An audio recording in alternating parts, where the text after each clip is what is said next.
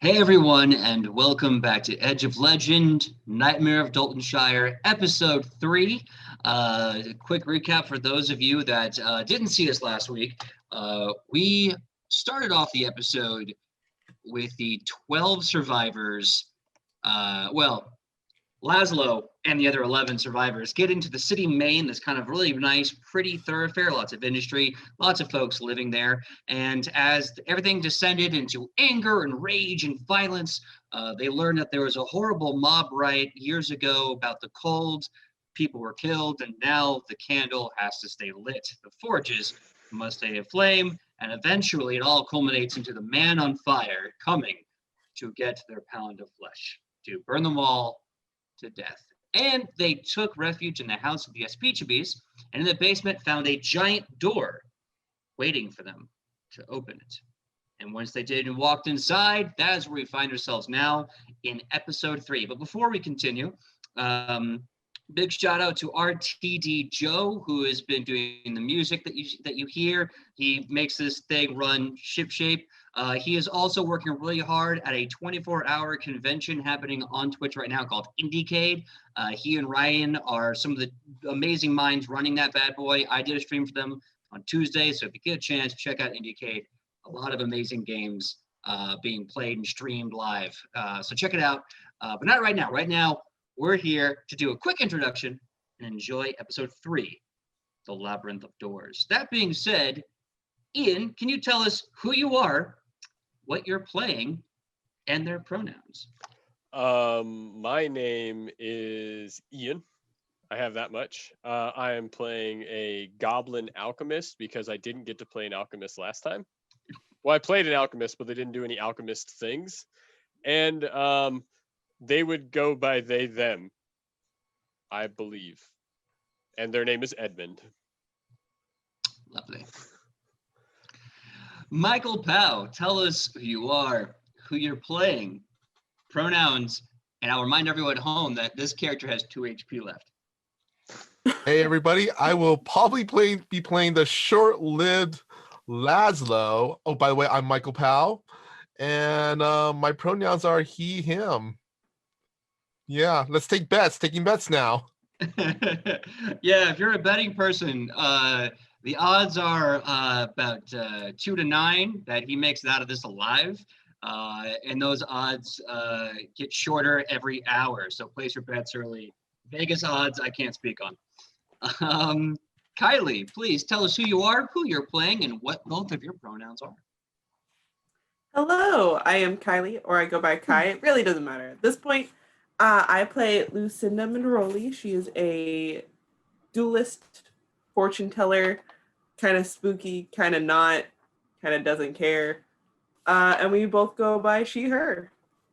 All right, very nice. And last and certainly not least, Sam Sterling, please tell us who you are, who you're playing, and what your pronouns are. Hello, I am Sam. Today I am playing Puko Rasi. They are a Tengu sorcerer. My pronouns are she, her, and Puko's pronouns are they, them. Awesome. Well, I am PJ Megaw. I am the GM of Edge of Legend here at Nat 20 Productions, and my pronouns are he, him, and I'll be playing everything else in between. And if you'll allow us, without further ado, we've already given you the recap. We've introduced you to the players, and now we start episode 3, Nightmare of Doltonshire, The Labyrinth of Doors. As you all enter the door in the basement of the Espichabes house, the minute you cross the threshold of the door, it seems like you enter this pocket. Dark colors, moving lights, nothing seems to make sense. Your senses are being overwhelmed to the point where it's almost like you're holding your own breath. Until finally, you seem to, after hovering for what feels like minutes, come out the other end of a door, spilling into a room, all of you. And as you exit the door and into the room, the door behind you closes, locks with a click. And as you see the room that you are in, it is a 20 by 20 simple wooden room with a total of 4 doors, one behind you, one to your left, one to your right, one directly ahead of you. What do you do? Laszlo just kind of rolls over and kind of groans, holding his many, many wounds. I know we have one med kit left. I was wondering if I could use that. I believe, and I was going to double check these rules so I have them correct, but I believe it's either every hour or every day you can benefit from a med kit. What I'll say is, since you're low on HP, I will let you use this one med kit, but this will be the last time you get to use this. All right. I kind of really needed it. All right, so make a medicine check. First of all, anybody want to aid me? I can help. All right. What are my skills? I cannot. I can help by making a roll. I got a +5 to medicine. Yes. Ooh, nice. Yeah, do it. Do the Okay. thing. Please. Yeah, Dice. I can do the same. Okay. Please. Oh well, I guess it's not based off of. I can't hurt you, Yeah. right? And I can't cast guidance on myself, huh? Cast guidance on me. Apparently, I know You medicine. could cast guidance on her to aid you. You'd be getting a +1 to her to eventually, them, to Puko, to get a +1 back on your roll. Okay. Actually, you know what? I'm going to cast guidance on both of them if I can. This is a cantrip. Yeah, out of combat, technically. I'll allow it. All right.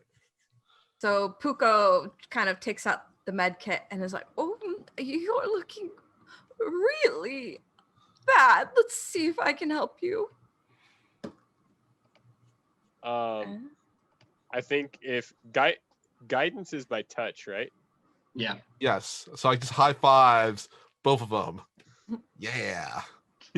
So in guidance is a plus what? 1. 1. Okay, so that's an 18. That's All a right. 22. Very nice. Ian, what's your medicine check roll? With the +1, I got a 17. Okay. So you get to make a medicine check with a +3, Michael. Nice. All right, let's go.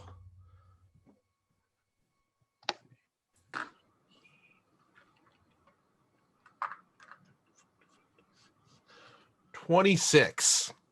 Okay. Very nice. Roll. I'll roll for you. You Okay. get back 6 HP. You are now at 8 HP. Laszlo's gonna pull through. So Laszlo has, I've seen Laszlo's all these little bandages like covering his head Oh, and his no. arms all wrapped up, almost looking like a mummy at this point. So yeah, you're all bandaged up, and you have poultices and a whole bunch of. Your body is basically riddled with so many positive chemicals that you're probably a little delirious at this point. So as I said earlier, now that you're doing a little better HP wise, you have the 2 doors to your left and right, and one directly in front of you. What do you want to do? Laszlo just says, "Can we just leave now, please?" I think the little goblin who's kind of been searching around and sniffing and scratching at the various floors and stuff. He goes, "Left, no right, no left," and he's just kind of itching back and forth and looking at both doors. Okay, everyone give me a quick perception check. If you are looking at the doors, you can go ahead and do that.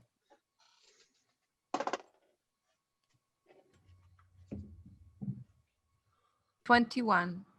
21 for Sam. 14. 14 for Kylie. What you got, Ian? I have no idea where my perception check is on this. 19. 19 for Michael. I got a 15.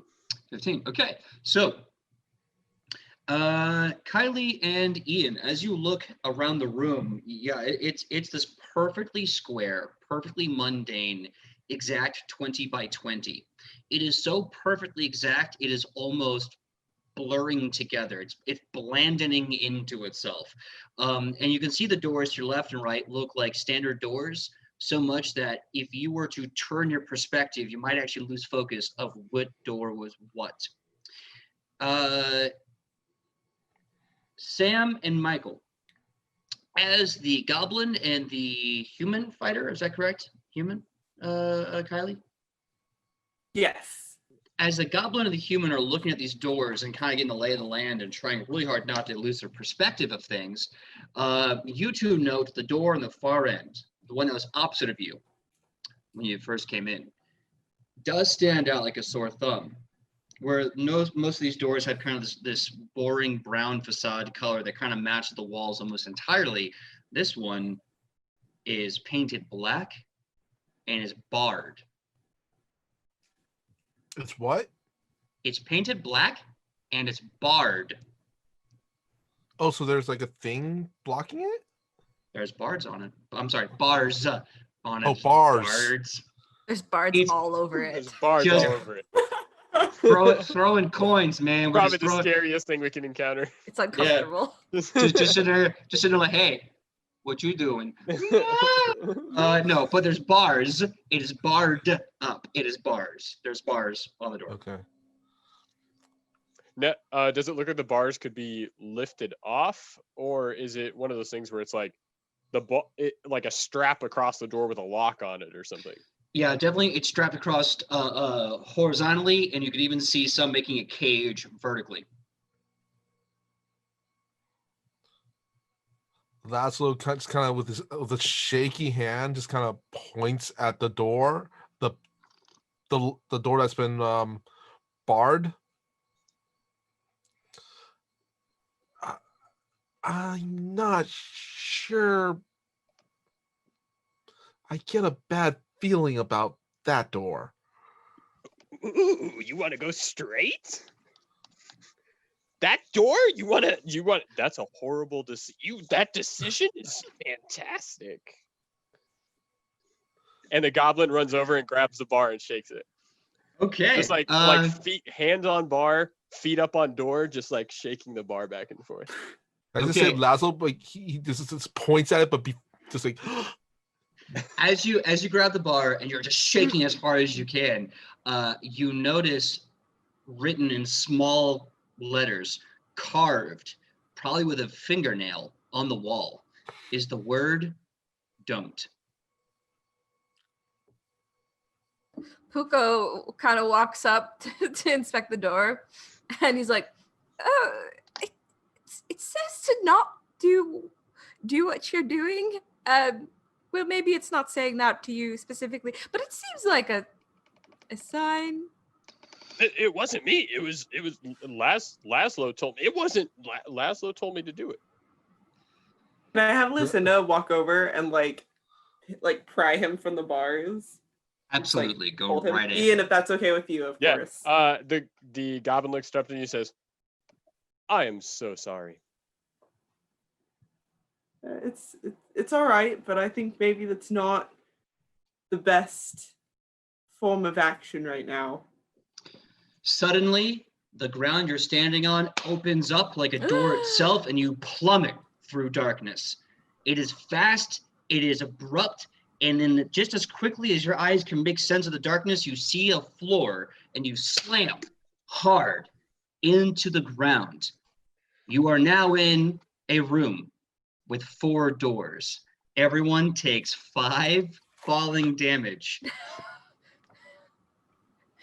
Laszlo is now at 3 HP, and I have to make a roll. I think we might need to go through a door quicker than we did last time. I Perhaps? tried. Laszlo's just on the floor now, kind of spread eagle. Why? By the way, Uh, the walls are still walls, the doors are still doors, but the ceiling is just an empty black ceiling. The hole that you fell through to get to this identical room. Puko's gonna cast Detect Magic. You're getting a lot of occult, but you can't quite get anything more than that. This seems to exist kind of in its own way. Okay. I have a feeling if we dally, we might be falling again. So maybe we should try to open the door very quickly. I have a feeling it is this big one, this one right here that doesn't want us through, because if we don't get through, maybe it's trying to kill us. Anyone know how to open doors? I'd push. Michael. I was wondering if I could use my ability to manifest my Eidolon now. Sure, if you want to. Okay. Nanny's next to him, who helps him up and helping keep him up now. Okay, so you guys are in the room. Nanny is helping Laszlo off the ground. Puko has asked if anyone can open a door. As you look at the door, you see that even though the room is different, there's still a black door with the bar across it and a bar cage. It is a barred door. You see the goblin Edmund throw his bag down in front of him and start digging through it. And he just slowly starts to set out these little tiny bombs on the floor, like he's trying to figure out which one to use on the door. Okay. What are you doing, Kylie? Dressing out, that's for sure. She's now just really curious in what this druid is doing, and just kind of like that very confused mom, like, whose child is this? So the alchemist is getting an eyebrow raise. The summoner has got his nanny. The alchemist, they are biome selecting. And the Tengu is saying, can anyone open this door? What's next?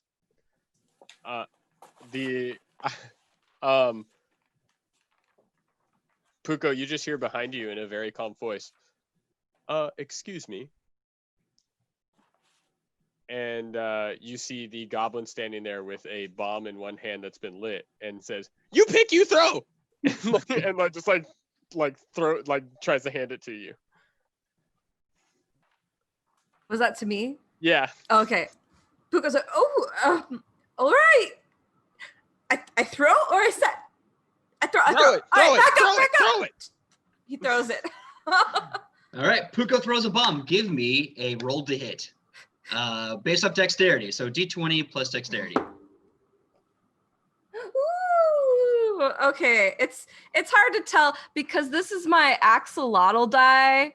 Do you see the axolotl? That means that's a natural 20. Nice. Hey. Catch that sweet axolotl. All right, I'm glad. My natural 20 is a doggo. Aw. Yay. My Well, it's supposed to be a natural wolf, 20 is a number, but that's not the point. The point is, so you throw this bomb.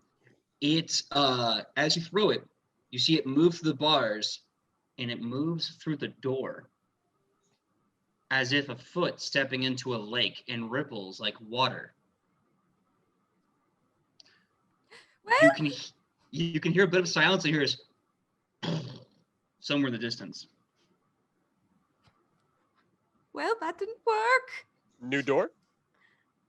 Is that door locked or illusion? Puko touches the door, like you touch it, it just is hard. It's solid. Yeah, you touch it, and it is hard to the touch. The bars are solid. The barricade is everything around that is hard, and yeah. Let's see. I have a idea. If I may borrow one of your explosives. Yeah. Be my guest. The minute you extend the bomb to Laszlo, the ground opens up again with the sound of a lock opening, and you plummet through darkness. And suddenly again, the ground is there to greet you without any chance for your senses to catch up to the fall. You all take 4 damage. Since I expect it to be coming this time, may I use the Tengu racial trait of glide, which gives me a DC 15 fly check to fall safely without taking damage. I will say that as much as you were expecting it, it is still the sudden dropout, and then the fall. So it's hard to anticipate that. I will say this: as you guys fall to the ground and you can feel your ribs kind of reverberate in your back. Spasm. You hear a very horrible cracking noise from Laszlo's body as it slams into the ground at an awkward position. Laszlo is at -1 HP. He is in dying 1. And I need to make a roll real fast. Does anybody heal? Oh, wait. I have a stabilized cantrip. Does that work? That'll put him at 0 HP. Yeah, he Okay. will be unconscious, but he won't be dying. Okay. Puko goes over, just like, don't die. Not in this weird pit. You gonna make it, buddy. Just patting him on the face. It's like, it stopped the bleeding, but I don't know if he's gonna survive another one of those drops. Can anyone heal?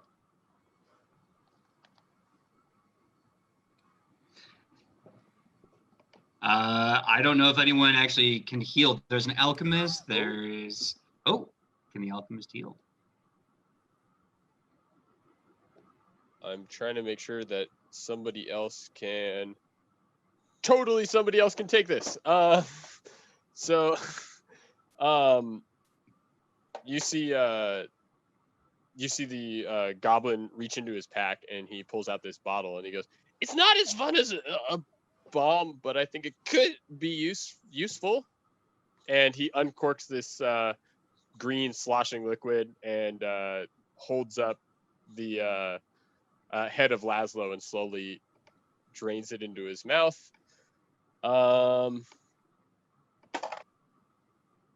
You gain 5 hit points back. Nice. So Lazarus you go kinda gives from 0 HP to 5. Okay, well, I'm going to try something. What do you think? What if I propose that the other doors, if we go through them, is just going to immediately drop us, but I don't know for sure. So if I just go by myself, I can take another hit. So what do you think? Yes or no? I'm going right now. What if we all open the doors at the same time? I mean, Claire? what's the worst that could happen? We'll fall again? Clarify, were the other doors like doors, or were they just entryways? Oh, yeah, doors. So like the door you came in Oh. from, the 2 doors to the left and right, and the one that's still barred. They all still exist as doors. We Lazarus should try goes, something. Let's just make a decision soon. I'm Goblin dying runs over here. the goblin runs over to the door to the right and just swings it open with like reckless abandon. All right, you swing the door wide open. Are you going in? Yeah. All right, you go in. The goblin vanishes from the room. What do you do? What? I think we should follow. Should we follow? Let's follow. We should follow. All right, let's go. Yeah. All right. Nanny's gonna help carry Lasso through that door. Your nanny picks your body up like it like cradles you like a baby, and it like looks to you with its candle wick head, and you move through. Right. As you move through, you now enter an identical 20 by 20 room. However, now you're coming in from the door on the left side of the wall. The door that you enter is to your right. Directly across from you is the door to the right. Perception checks really fast. Dirty 20. Dirty 20, all right. 19. 19, nice. 15. 12. 12, okay. Michael and Sam, as you look around the room, you notice the black door is no longer barred. So you have the one in front of you, the one you came in from, the one that you entered this room in, and the door that's painted black to your left. Ian and Kylie, looking at the door, you notice a little bigger and in a very unusual ink, the letter D-O-N-T, big scroll. And you can see what looks like a body against the wall.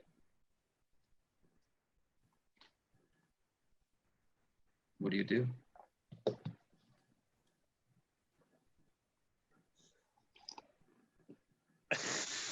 I was waiting to see if Kylie was actually going to jump in on this one. I think Edwin walks over and he pokes the body. Okay. A good old solid poke. The body is face turned against the wall, hand on the wall, slumped on the ground. As you poke it, it moves, but it doesn't respond. Lucinda's gonna draw her weapon. All right, weapon drawn. Michael. I was wondering, could I use my mage hand cantrip to just flip the body over? Sure, if you want to. Okay. Laszlo kind of just So wiggles his here, finger, just goes, "Ugh." flip it over. You can see as it rolls around, it is an unconscious body.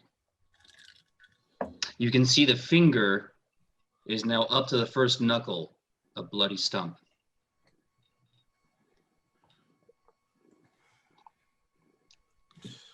Ooh. Go ahead, Michael. I was wondering, could I use a perception check or anything just to check if that whether that finger got cut off or gnawed off, like teeth marks? You can do a medicine check. Medicine check? Okay, I'll do that.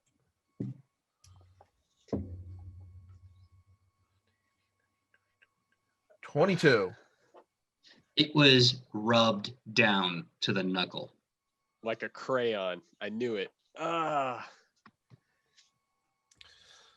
Also, so can I also ask, how long does that body look to have been there?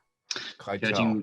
Judging by, I'll give you the 22 medicine check here I rolled for this. Judging by the lack of color in his face and the dried blood on the wall, the body's probably been here for at least 4 hours. The body's been here for about 4 hours, but the finger should not have rubbed down by then.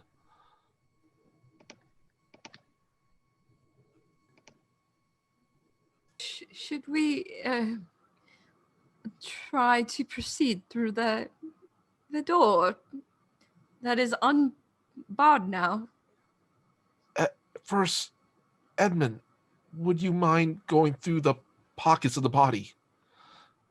Oh yeah. I can do that. And the goblin immediately just starts like, it's not so much going through the pocket, but if there's like a pocket on the outside of the jacket, he just takes the pocket and like rips it off and sees what falls out. Like, just works his way that way. Sure enough, you're ripping the pockets, you're busting them wide open, and you start seeing paperworks, insignias, manifests, badges, and icons that mark this cadaver as a member of the Compass Rose, the same group that you yourself belong to, that have been sent here to learn the secrets of this city. Edmund immediately turns around and says, "Nothing fun." The papers, would you bring them to me, please? I think, yeah. Edmund just eventually goes down and there's like a pile of papers. He just sticks his hand in the middle of them and closes it. So it's just like crumpled up in the middle and walks over and gives them to Laszlo.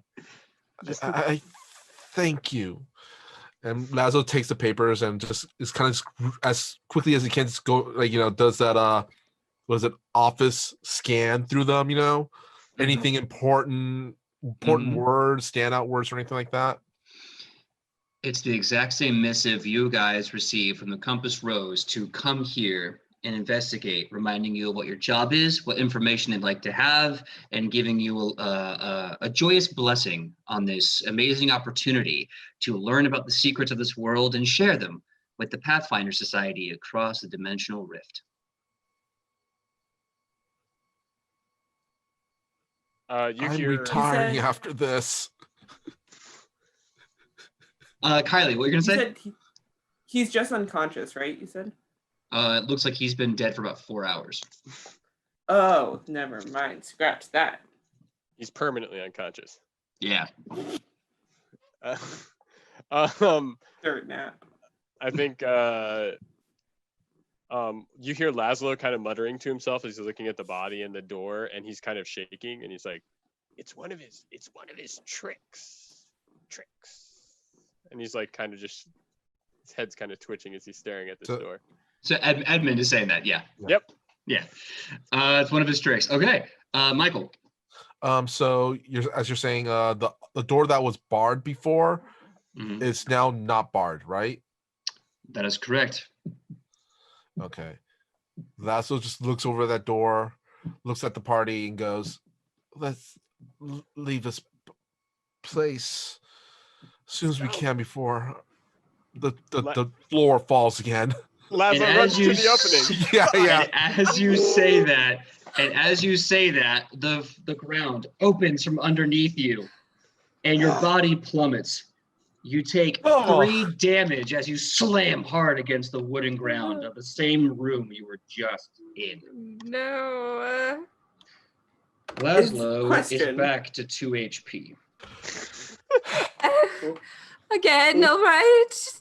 Cantrip. Let's Stabilize. leave, please. Kylie, you had a question? It's not been a good day. Yes. Can Lucinda tell that this fall is getting shorter and shorter? Give me an insight check. I'm sorry, perception check to insight. As a 16. Whatever it is, it's enough to definitely hurt. It's hard to track the distance because everything literally goes pitch black until the floor appears right above you. The timing does seem a little faster. However, this is your 3rd time falling, so you don't know if it's actually getting closer or if you're just used to falling at this point. Right on. Okay. Perception checks for what's in the room. Yep. I got a natural 1. You look around the room and you happen to see a 20 by 20 wooden room, perfect in every way from the other 2 rooms you were in, except now there's a giant gaping black hole in the ceiling. I got a from 15. where you fell. What was that, Michael? 15? 15. 15. As you look around the room, it looks identical to the one you were just in, unnervingly so. The body is exactly in the same posture you left it in, and the words "don't" is scribbled in the blood of its own nubby finger. Laszlo just looks at the other. What was that, go ahead, Kylie? Michael. So sorry. Oh, Michael, go ahead. I was gonna say Laszlo just looks at the other doors that doesn't have "don't" scribble on. Like this goes, let's just try those doors again, please. Today has not been a good day. Yeah, that's right. Episode 1, 2, and 3 has all been one day. This sucks. Yeah. So if you guys want to, you can choose another door. You said there's a gaping hole up above them. Basically, there is no ceiling, just pitch black. Lucinda is going to take out her grappling hook and kind of just swing a couple times and see if when she throws it up there, if it'll catch on anything. Okay. Give me an athletics check to throw as hard as you can. Oh, okay. That's not terrible. Athletics? 21. So you whoosh, whoosh, whoosh, whoosh, whoosh, whoosh, whoosh, whoosh, whoosh, and this grappling hook goes flying, and you're holding on to it as it flies. And you're flying, and you're flying. And then it stops flying. It hasn't rested on anything. You can still feel the rope is quite slack. And then all of a sudden, the rope is pulled out of your hands by something above you in the blackness. And the grappling hook does not return. Damn it. I would propose that we choose a door. Now! Yes, please. Can we, Laszlo's nanny's gonna help him towards the door. The one we haven't opened yet from the other floor? You know what I'm saying?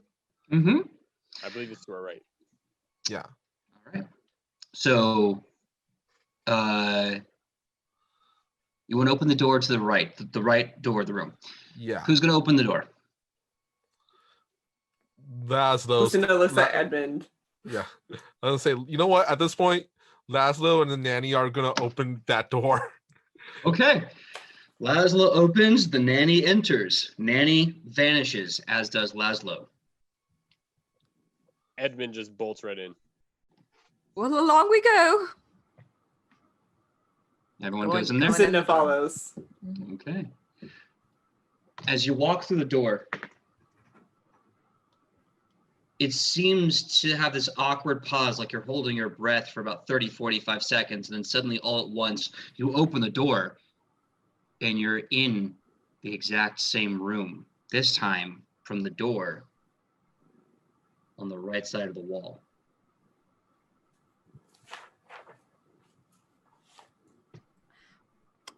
It says don't, but I have a feeling we must.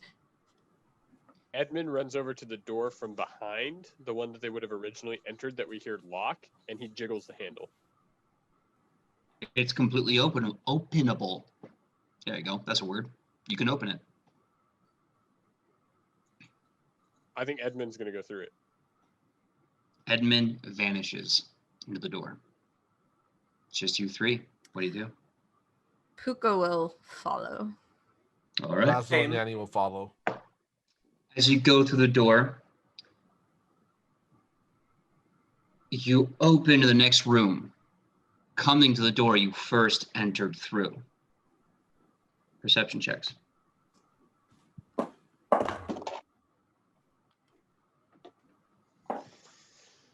18. 13. 23. 23, 10, 18. Who has a 13? Sam, excellent. Okay, so the 10 to the 13, you realize you're now in a perfect 20 by 20 wooden room. There's a black door directly in front of you, a door to your left, and a door to your right.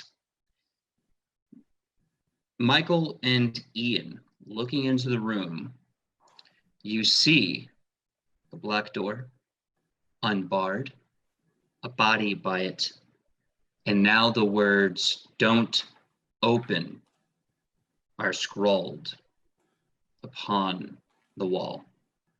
The cadaver seems to be in a new position, its body now completely changed from how you left it.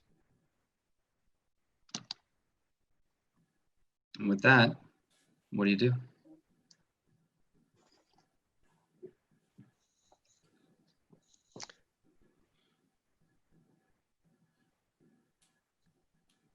I think Edmund starts walking towards the door that goes to the right, Mm-hmm. and he just kind of looks expectantly back at everybody else, like he's waiting for an answer this time because he's kind of stuck. Okay.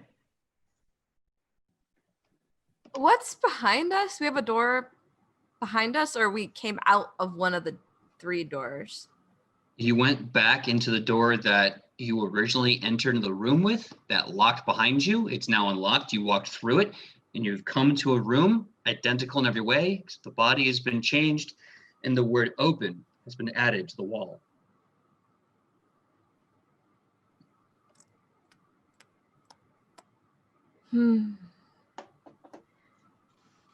Well, what does he know? And Puka will go through the middle door. Lasso and nanny will follow. Which door are you going through? The one in the middle. It says don't open. The one that says "Don't open" in blood? All right. As you go to touch the door, you realize suddenly the doorknob isn't real. It's painted on. You touch it, and the door is completely flat and hollow. You literally can't open the door. Do I feel anything, or does it just feel like wall? As you're kind of probing with your hands, you can feel that it almost has the exact same texture and everything as the wall itself.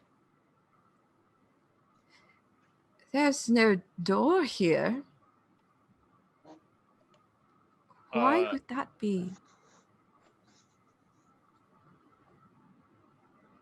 Laszlo opens the door to the right, and he looks to the rest of the group. He just swings it open. He doesn't enter, and he curtsies. waiting for everybody else to follow through. You keep calling yourself Laszlo. Oh, sorry. Yeah, I was like, It's throwing me off. Edmund. yeah. Yes, Edmund. Edmund opens the door and he looks to everybody else and he curtsies. All right. So are you basically saying after you into the door that I've Yes, opened? Exactly. All right. Laszlo will fall. Well, just, you know what? Laszlo will take it because he just wants a GTFO before something bad happens again. All right. Following. And I imagine Edmund is rearing up the pack. Absolutely. You walk through the door. You all vanish. The door closes behind you. You now enter a room. It has a very unusual, say, 50-foot arching dome. It's very, very dark in this room. The walls, the floor, the ceiling has all been painted black. You can see gilded trim run all over this room, gold and silvers and bronze. You can see it tracing up the arching ceiling. You can see it moving around the walls, and you can see a window with a curtain that hangs like a gossamer spider web, just breathing and undulating in this soft breeze that even if you were to put your face to the windowsill, you could not feel this breeze, and yet the curtain swings. In this room, there's only one door to your right. You see the room is filled with a bed, a small bed. You see a desk, rather small desk with an inkwell and a quill. You can see there is a fireplace encrusted in this gilded trim. However, it is just as dark as the rest of the room. And while the wood in there is charred black, it is deathly cold. In fact, this room is freezing. There is a riding horse, an old wooden riding horse that you can ride and rock for hours if you wish. A few toys, a few blocks, and there's a door. Only one door, matching the color of the room, dark, black, and gilded in silver, gold, and bronze. What do you do? Laszlo kind of just mutters, I hate this place. Puko would want to, you said there's a desk. A very small desk, yes. Would like to inspect the desk for like anything, any information. All right. You see there is a book open with scratches, poor, very, very poor writing penmanship. It's not very pretty. You can see that the pen, the quill is still in the inkwell. Looks like it's been sitting there for a long time. Dust has even started to cover the desk, but not the book.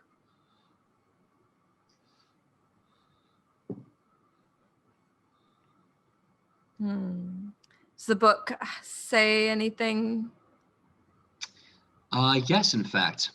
You see in this kind of very, in the unusually stilted and incorrect grammar of a child, you see writing as it says, "Today was a goodest day. I played ball. It was fun. I had no friends, so I had to play with Nanny. She wasn't much fun. She sings a song and I don't like it. I want to find some friends. I hope that I can. Bye, journal. Love always. Laszlo."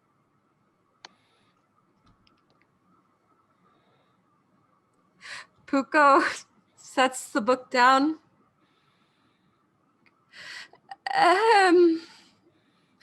Laszlo,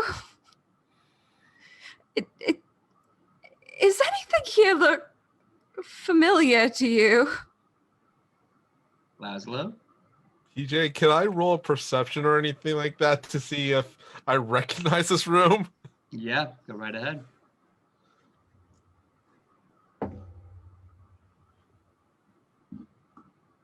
$18.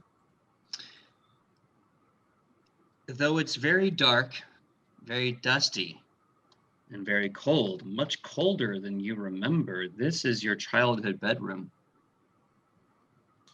Laszlo just kind of just stares around the room and just whispers, This was my childhood room."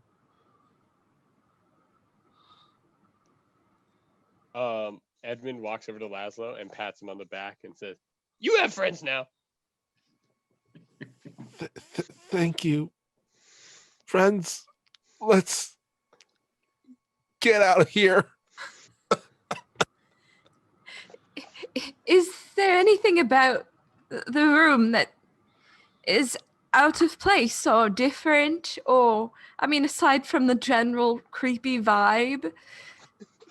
PJ, can I roll something for that? I'll just give it to you. As I stated before, aside from the very cold and dark demeanor of this room, this is exactly how your room looked as a kid. The fireplace Oh. would be lit, but it's not. No, this room is exactly as I remember it as a child. Are there any drawers on the desk? There are, some small drawers. PJ, question. As a kid, you usually hide stuff around your room. I was Mhm. wondering, would Laszlo have hidden anything in his room? And if so, can I check those hiding places for said items? Yeah, give me a perception check to search. And Kylie, what's up? So given that her weapon is already out, she is going to point her rapier at Laszlo and just keep a very, because she doesn't know what's going on right now. She's real stressed. And so it's a very kind of articulate, watching every move, like not letting him out of her sight. Okay, Michael. Quickly, Laszlo's just gonna look at her and just kind of like, what was that here? Laszlo is gonna walk over to Edmund? Edmund's gonna walk over? God. Why do I like your name so much? What's happened? It's good. I was trying to play this like crazy goblin guy, and now I just forgetting my own name. Edmund. I mean, if you want to make that a character choice, Yeah, Edmund's gone roll so it. crazy. Edmund- He's Yeah, I'm Edmund's referring to just, trying I'm to just start going through become everyone's Laszlo. names. So I'm Edmund. Edmund walks over to the window with the flapping curtain. Yeah. And he just kind of gathers all of it and holds on while everybody else is waiting in the room for something to happen. You grab it and you hang on, and you're shocked at how strong it is. It's able to hold your weight. And he just waits. Oh, I got a roll of 22. Okay, you're looking around your room and you're like, I don't remember if I did still like hide anything here, but like mischievous kids probably would or something. You're looking around. The only thing you find is under your bed is a adorable stuffed plushy toy. It is a doll, the doll like a frame of a woman, female presenting doll, but its head is this fake fire, like this kind of really weird red candle coming out of the head. Did it always have that candle head? From what you can remember, yeah, this doll, this image, this thing you're holding seems to have a big import. Also, it looks like we may have lost Kylie. She will be back, and there you go. Speak of the Kylie, and she shall reappear. As far as you can remember, this doll has, or at least this image, has always been in your mind. Okay. Laszlo kind of casts the mage hand cantrip on the doll, and to basically kind of pull it over, but have it hover slightly a bit away from him. Blast radius away from him. Oh, all right, you move it away, and the doll just hangs there in space as you hold it up there. Mrs. Candlesworth. Are you talking to your nanny? No. The doll. Oh, the doll, Mrs. Candlesworth. Got it. Yeah. So you're seeing Laszlo magically suspend this doll in like this kind of very plain but purple dress, and the doll's head, instead of being a normal doll's head, is this kind of fake fire, obviously made of a plush-like material. And he's just kind of looking at it, calling it Mrs. Candlesworth. It is at this time you hear a knocking at the door. Sorry, those at home. What do you do? Maybe this is when we should not open the door. You hear a voice coming in. Hello? Hello? Hello? Edmund just starts screaming. just like banshee screams. So he like clings onto this, and then it just stops as abruptly as it started. Michael. Do I recognize that voice?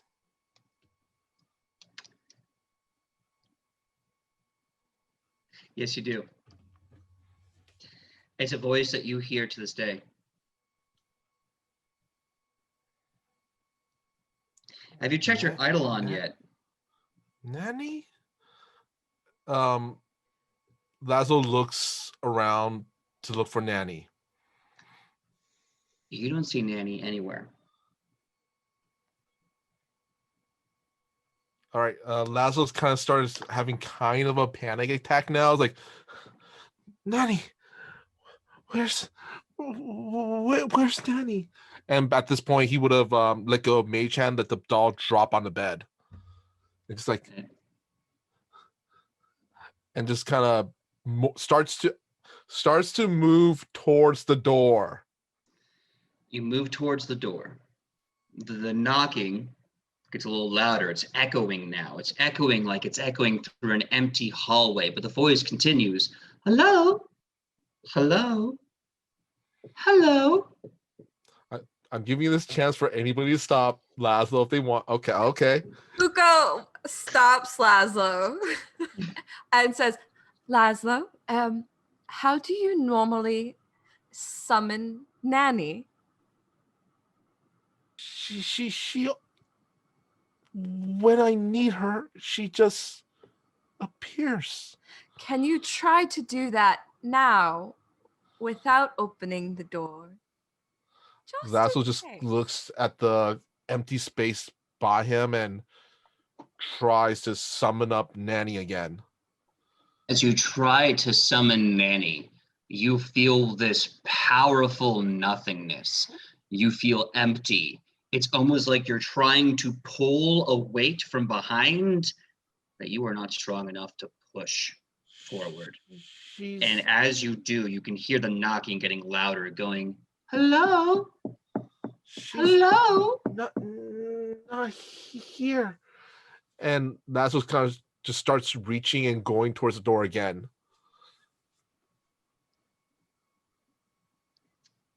If anyone's going to answer it, it should be him, right? And you, Kylie? And it... Lucinda's gonna hide, like behind. All right. Thinking anything. Give me a stealth check. While she's doing that, Michael, you open the door. Honey. Quickly, Kylie, what was your stealth check? 12. 12. You open the door and you see your Eidolon. No longer a candle head for a face. She now has the face of the woman that you remember somewhere in the house, always there for you in your childhood. Her hair up in a tightly knit bun with little pins to keep the sides back. She has a look on her face that has aged into a sharp sword, but yet gentle enough for a baby's kiss, like a nanny deserves. And she looks at you and she says, Laszlo, there you are. I have been looking all over. I told you to take 5 minutes to journal, then get ready to dress up. Oh, I see you've brought friends. Well, good for you. You've finally made some friends. Laszlo just kind of like just hugs Nanny really tightly around her waist and just kind of like the smell of basically was it a smell of pies and a little bit of incense and just home and happiness. And he's just happy even though he's just really beat up at this point. It's like, Oh, yeah. Nanny,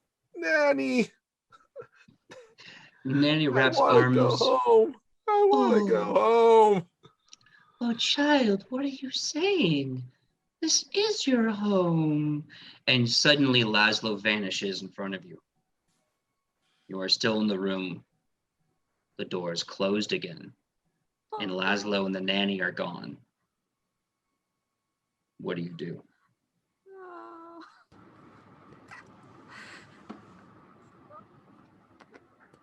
Puko looks around and is trying to see if anything has changed in the room.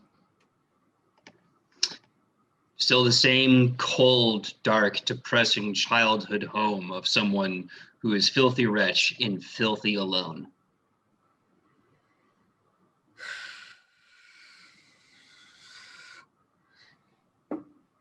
I will take some flint and tinder from my pack and light the fire in the fireplace.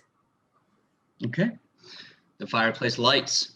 There's a nice orange glow to the room, which makes the horrendous pitch black walls with silver, gold, and bronze trim seem more garish and oppressive, as somehow you have now casted shadow upon shadows, and tall looming darkness hangs over you like a bully. An unmoving bully at that. Well, if it doesn't help at all, at least we'll be slightly less cold.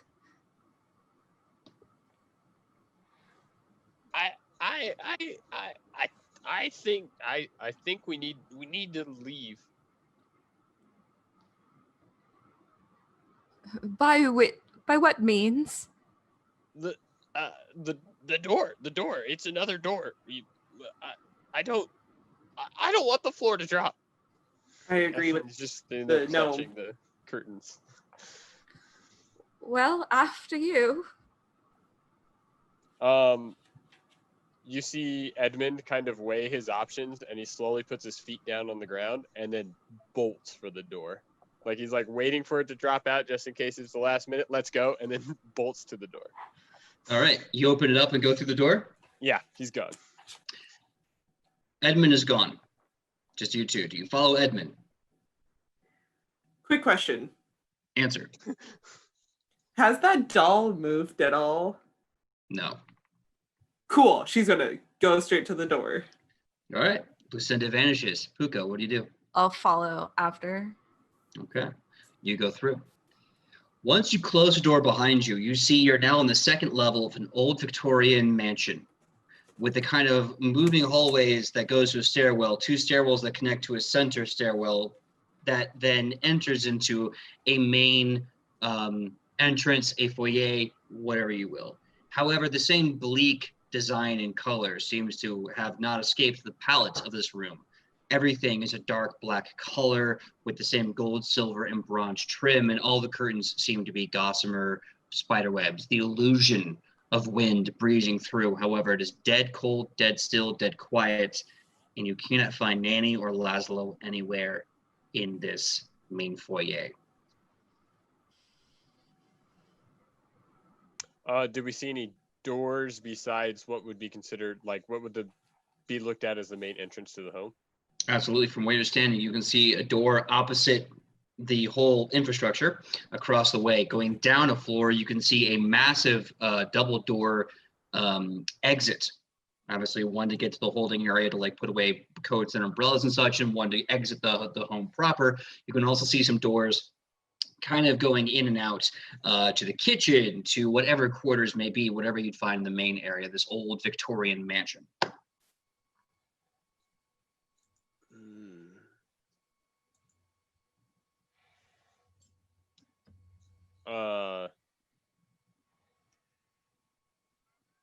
If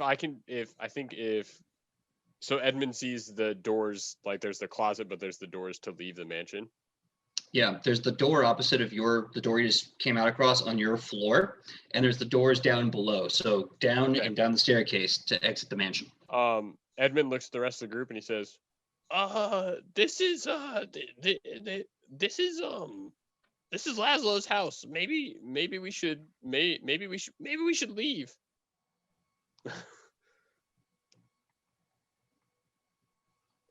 I'll follow you.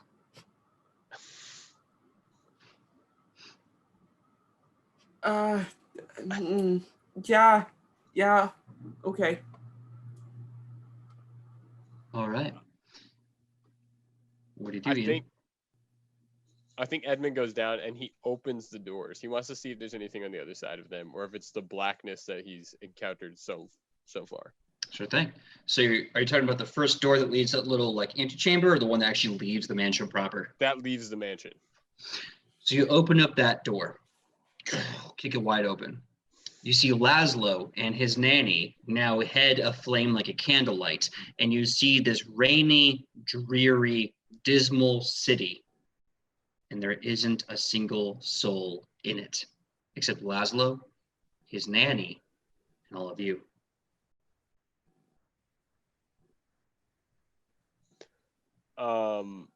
I guess cautiously. Yeah, I guess Edmund's slowly gonna hey Laszlo. Hey. And like kind of start to wave at him as he's like walking like half his speed towards him to figure out if he's gonna respond. Laszlo, you're having a great conversation with the nanny about you're no longer an adult person near this iteration of your nanny. You feel like you were a child again. Everything coming out of your mouth is exactly the words that you would say as a child, talking about pies and ball. And then you suddenly hear the voice of one of your friends from the Compass Rose, and you are immediately reminded that you were an adult man, and that your nanny is a ghost whose head seems to match the doll in your room again. Yes, Nanny. Uncle told me that we shouldn't play in his workplace, but. And then Laszlo just kind of slowly turns his head towards the group. But what? Then quickly looks back at Nanny and just looks back to group. And then just kind of holds his head a little bit. Just goes, what's going on? Like very, very confused now. Much like I am right now, very, very confused. So on a scale from 1 to pow, how confused are you?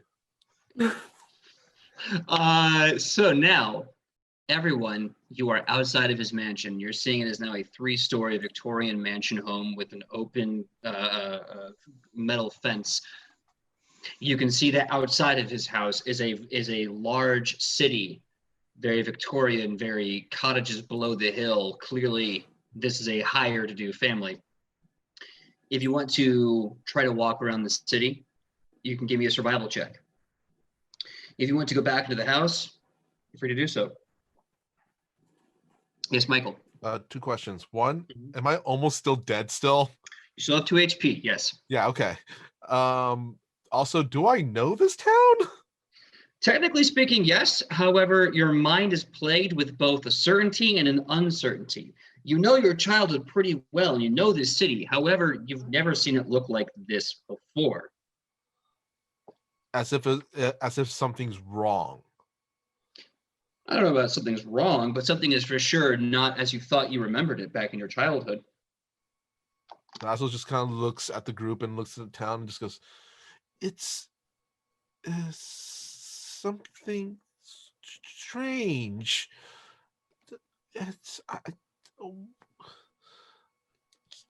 Can we just go home now?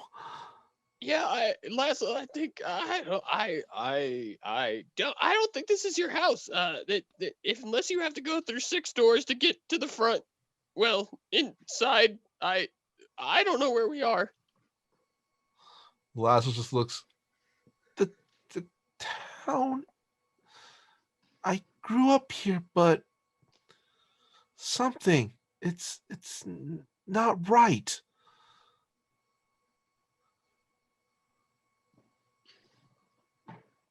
What do you I do? think, I think Edmund kind of turns around and looks at everybody else in the group, and he says, I don't think we're out yet.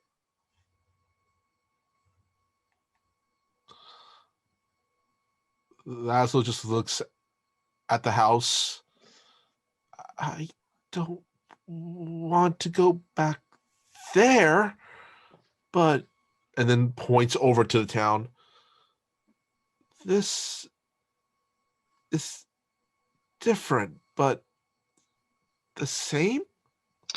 Everyone, give me survival checks or perception checks. I'll be right back.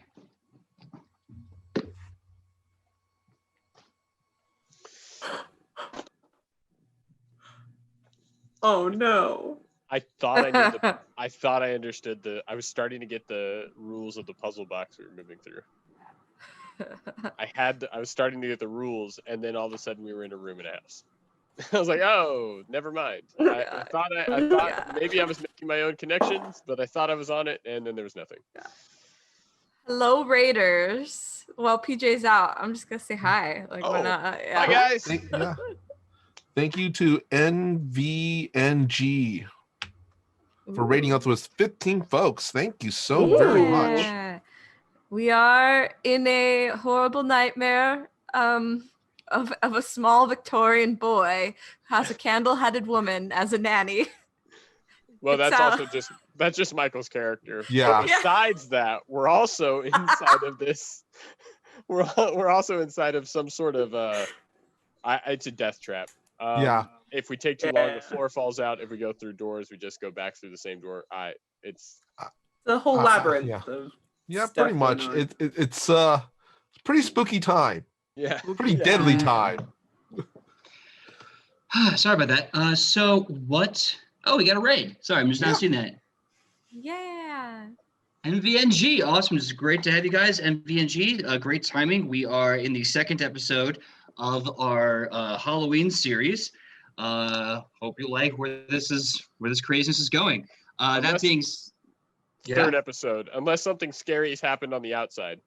Yeah, I mean, are we going back through the Halloween episodes now, just like the Doors? I think we're in our third. Oh no. Did I say first? You said second. Yeah. Second? I don't count the. Anyway. So does that mean my HP's back up? No, your HP is still 2, and you also have a wounded 1 condition, which means you'll start off at dying 2 next time you die. No. Technically speaking, you have a wounded 2, so you should be at dying 3 next time, but that's a different story. Okay, so let me get those survival checks or perception checks, depending on what you decided to roll, I should say. Well, I got a 13. 13 from Michael. What was that, Sam? 7 perception. 7 perception. Okay. And Ian, what was yours? I got a 16 perception. 16 perception. Kylie. What was originally a nat 1 turned into a 21 for perception. I like that. I like that a lot. I'm guessing you did a hero point. I did, yes. Okay, Now is not the time.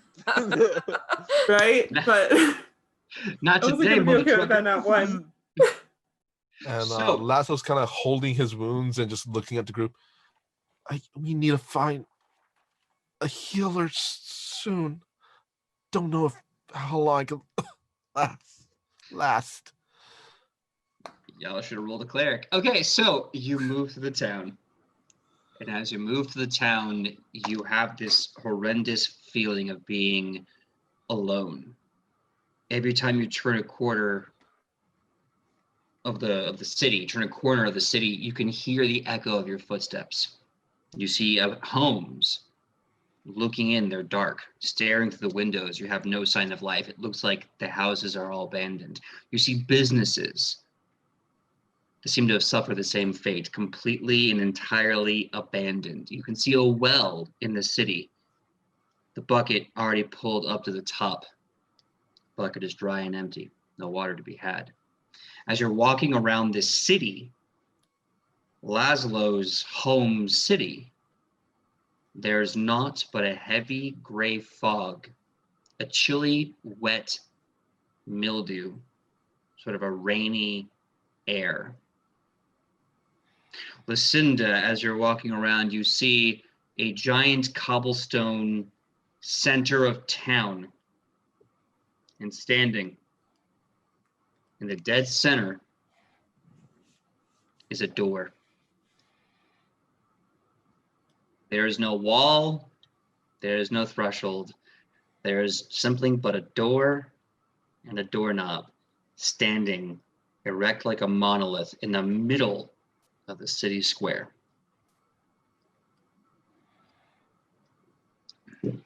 Michael. I was wondering, can we go towards like somewhere where Lazo knows in his hometown would be like where he procure medicine or healing potions or something? You're so desperate, Michael. Yeah.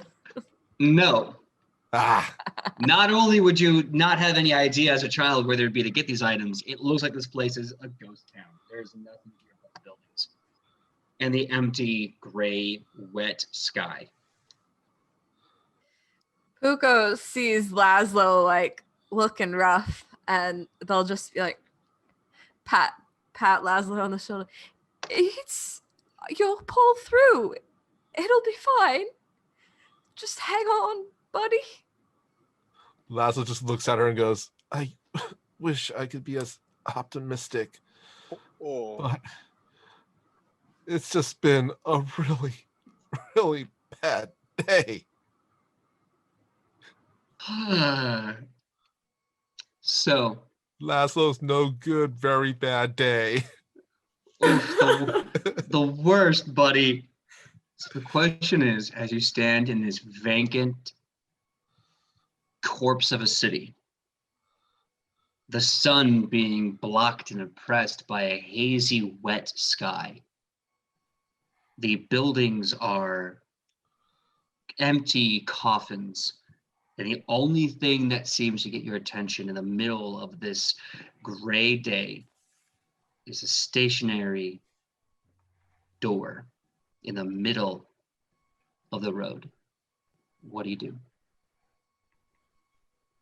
I think Edmund, his head just kind of hangs down, and you hear his like a reluctant 4-year-old like walking towards something. His feet are like super heavy on the stones, and he just slapping. walks toward. Yeah, he just kind of walks towards the door, like walks over and like reaches up and grabs the handle, and he's just super defeated at this point. He doesn't know what else to do. So you open the door. Do you walk in? Yeah, just the same like defeated pop pop pop pop. Just no words. Walks through the door. You walk through the door, and Edmund, the alchemist goblin, vanishes. The door closes, and then kind of opens just a little bit. What do you do? Lazo just kind of, sorry, go ahead. No, go ahead. Oh, Lazo just kind of looks at that and just goes, what the hell? We're all dead anyway. Let's just get this over with. And he just starts going towards the door as well. Okay. As you go through, there's a split second where your nanny looks like the living nanny of your childhood, with the face and the hair exactly as you remember her. And in that split second, almost like seeing two images kind of superimpose and blend, as your vision blurs, you can see her head ignite into a ball of fire as she becomes Nanny, your Eidolon summon, and then you vanish. So, Sam and Kylie, what do you do? Well, here we go. Go through the door. Okay. Puko vanishes. Lucinda, what do you do? She's going to quickly draw just one single tarot card, looks at it, and walks inside. As you're looking at your tarot card or your hero deck, you pull the Tower. and you enter the door, and you vanish.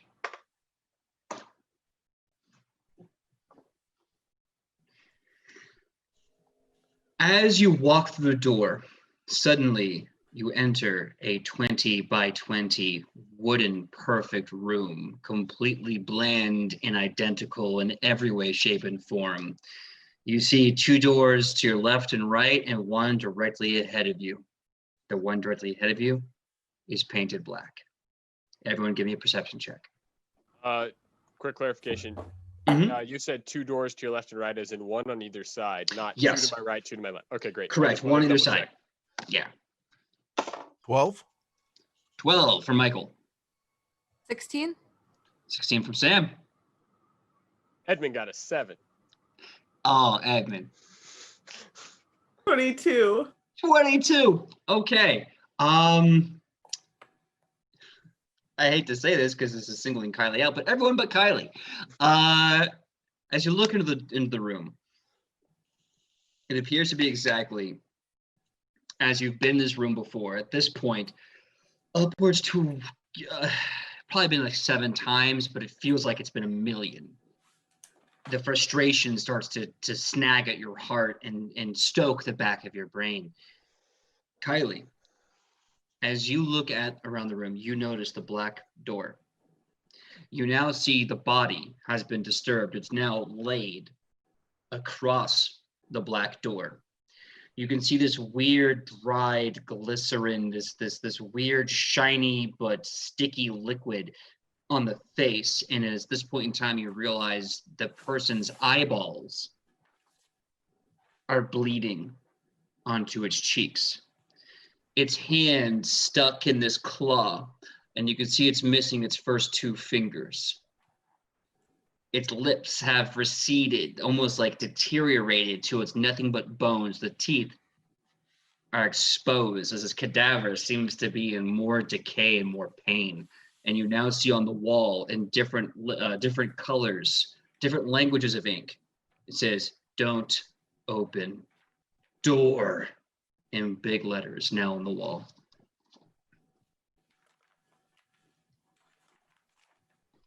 Let's not do this door. Yeah? Yeah. All right. The Now rest that we is have a that loop. under.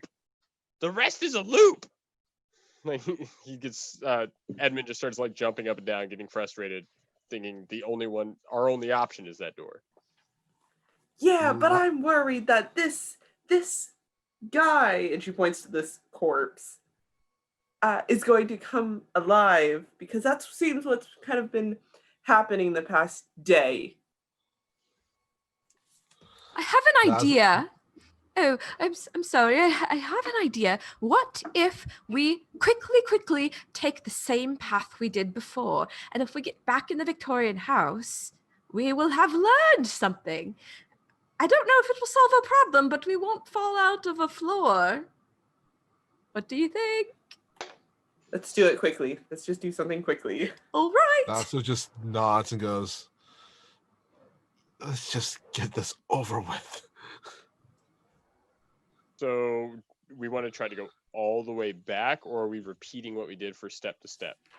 Repeating the idea would be to repeat exactly what we did previously very quickly. Okay. I think that was 2 rights. I think it was right. Or did I go to the left? Crap. Oh god. Puko would remember because he is a very highly educated sorcerer. Sam would not remember because she has ADD. I believe it was, if you go back, it was Left. it was Maslow's room door, then it was right, left, and then we just kept falling. Just kept falling at that point. I don't know if we could fall up, but So, the notes I have is first it was a left, and then it was a right. yeah. And that's when we came across the body, was the first left. the right, then took us to the second ball, and I thought we made another right. I think so too. Mhm. Let's do that one. All right. So you Everything go to but the the door. fall. Everything but the fall. You go to the door to your right. Yes. Yes. Okay. You all go through the door. Mm-hmm. Okay. Yeah. You go to the door. You all vanish.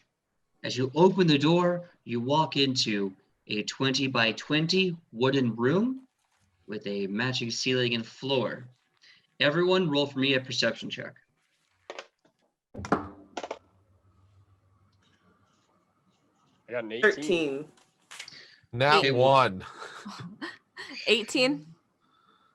Second. And I I'm found going an to 18. use my, you know what? No, I'm gonna gamble and just hold off on that. This Okay, is so- Nat 1. So really fast. Puko, what was yours again? Puko, what was your perception Oh, sorry. I forgot my own name. It was 18. check? Good. Lucinda, what was yours? It was a 12. 12. And Ian, what was Edmund's? 18. Excellent. Edmund, 18. Really fast. Puko, what's your dexterity modifier? I believe it is 2. Let me 2. see. Yes. Okay, Edmund, what's your dexterity modifier? It's a 3. 3, Wow. okay. Wow. Cool. Wonder. I don't like that you're asking that question. I don't know why. You're doing perception check to look around the room. Don't worry about it. It's okay. So you look around the room to get your bearings. As you do, Edmund, you're kind of throwing your large oblong goblin head back over your shoulders, again, like a petulant child who's just exhausted at being here. And as you do, you see on the ceiling what appears to be dead bodies, like resting on the ceiling as if laying on the floor. However, it is only the bodies. Their legs are missing. Just on the ceiling like this.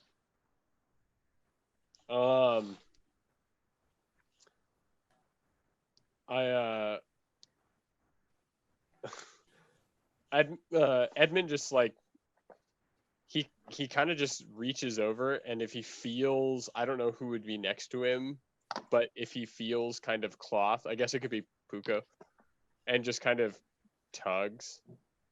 Yeah, as he's just what? and he's just staring straight up. What are you? Oh. Okay. Puko just kind of like ruffles their feathers. Just, okay. You know, I don't know what we should do. Puko frantically goes over. The big black door is still there, right? It is. However, as you're saying, I don't know. Suddenly, you're looking at the cadavers, yeah, on the wall. You can see their skulls, the back of their skulls open into a mouth with teeth that screams at you. It goes.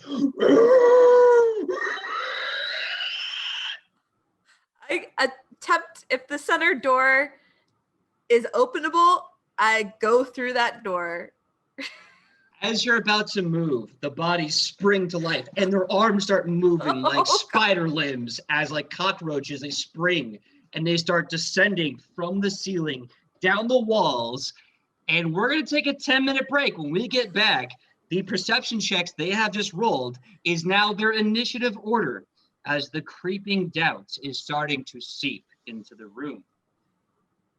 We'll be back in 10 minutes. We will see you at 9:40. Thank you so much. And I hope you stick around for this combat to see if they can survive the creeping doubt. Will Laszlo survive the creeping doubt? Hey, everyone. Thank you for the quick 10-minute break. Yeah, we're pretty. I don't care what anyone says. We're pretty. Anyway, so we are back for a 10-minute break. And if you recall, I had everyone make perception checks to see what was interesting about this room. and there was a horrible abomination on the ceiling. And the minute they tried walking, they came to life and screamed from mouths in the back of their skull. And, well, now we're in a bit of a combat. I'd like to make sure everyone knows Puko started walking. Puko started this. Everything was fine. You looked up. Immediately points fingers. All right, so we will be starting combat. The enemy is 20 feet directly above you on this. I'm sorry, no, they climbed down the walls. So they're now on the ground floor with you. Starting off first, we have Edmund. You see 4 of these horrendous creatures on the floor with you. What do you do?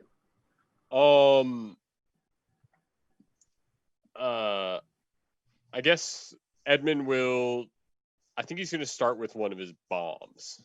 I think he's going to pull out one of his trusty bombs, and he's going to light the fuse, and with the mad and throw it into the crowd of the bad guys. Okay.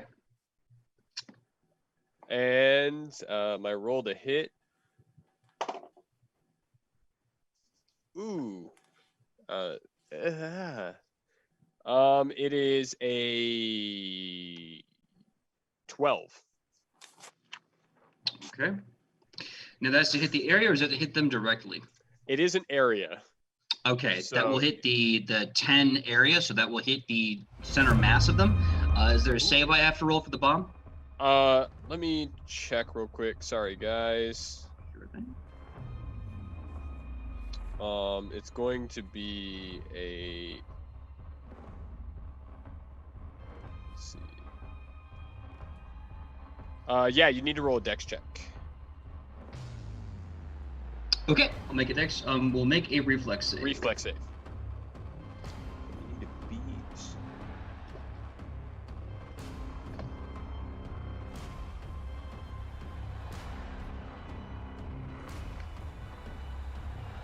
And you need to beat a 13. Okay. So, as you throw the bombs, I have to beat a 13. That means, and it is a reflex save. Mm-hmm. DC 23.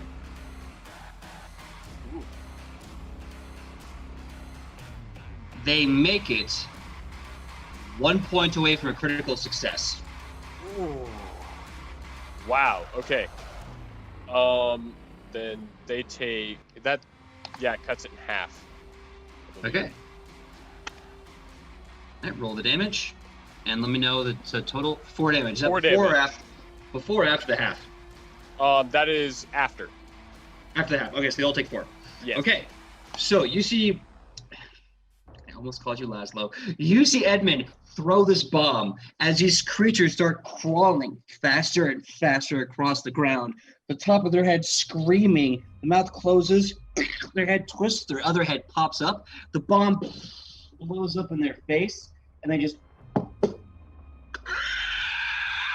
as they scream at you, this backwards scream. How many actions do you have left? That is technically a single action.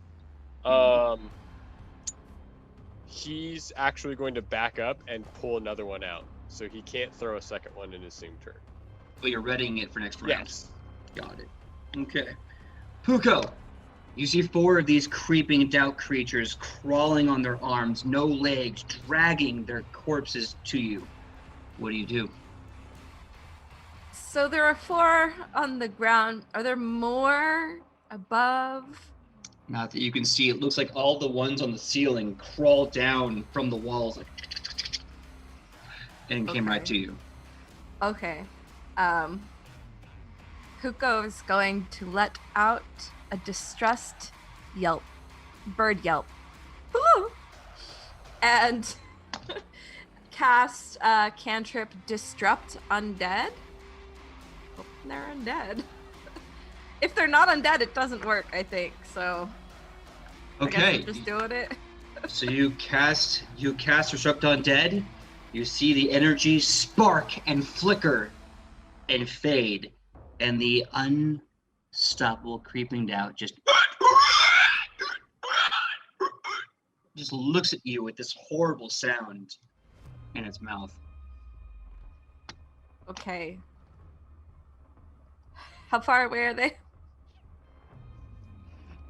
They are, let's say it's a 20 by 20 room. They are about 10 feet away from literally anyone in the room. They are all over.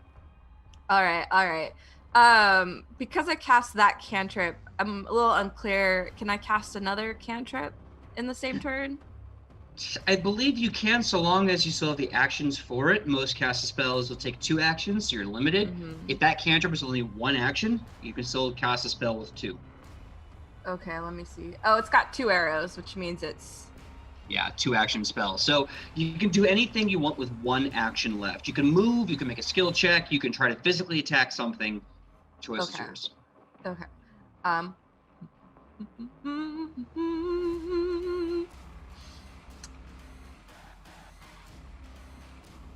I'm gonna bring out my claws.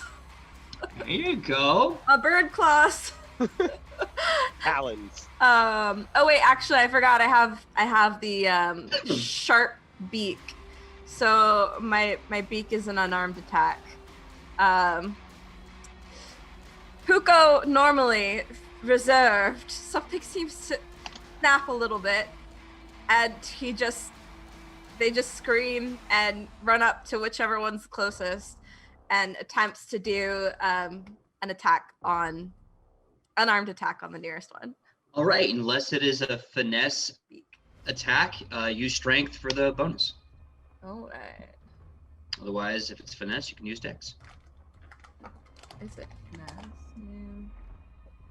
Oh, it does. It has finesse. Oh, okay, awesome. So you can use your dexterity modifier for a hit.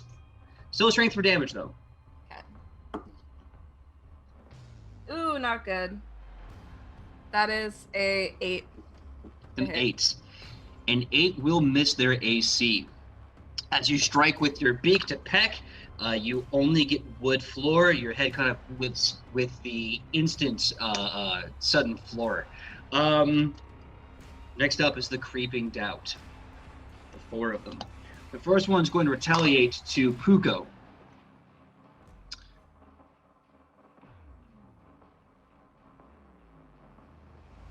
I am going to assume that an 11 will miss Puko. Yes. Going to go again with the penalty. However, it's critical on the dive face. Even with the penalty, that's probably going to hit. This might hurt. I apologize in advance.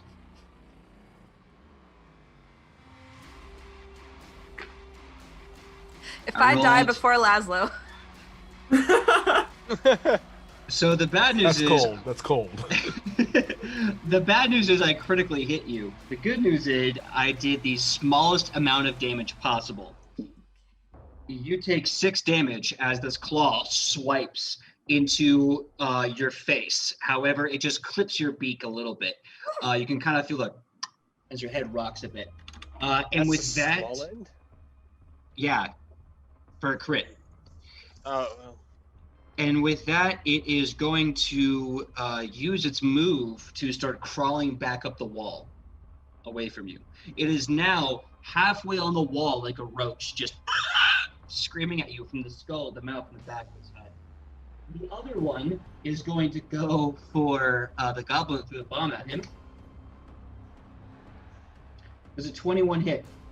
Edmund. Yeah. Yeah. Okay.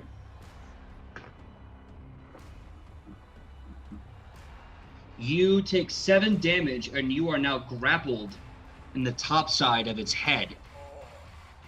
Gross. It then proceeds to move with you. I need you to roll an athletics check to break free as it starts to drag you to the ceiling.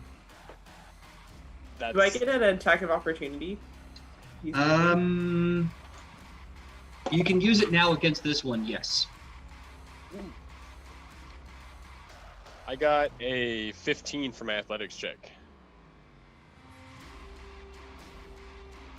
You break out of its grip as it starts to scuttle away without you. As it starts to try and drag you up to the ceiling where it's probably going to either feast on you or drop you, you're able to scream and open its mouth and get out of its way. Lucinda, if you wish to, you can still do a strike against this one. Yeah, it's gonna be a 14 to hit. 14 to hit will miss. Your blade will find some part of its body. However, it won't be a clean strike, unfortunately. All And right. therefore bounce off the flooring. The second one will...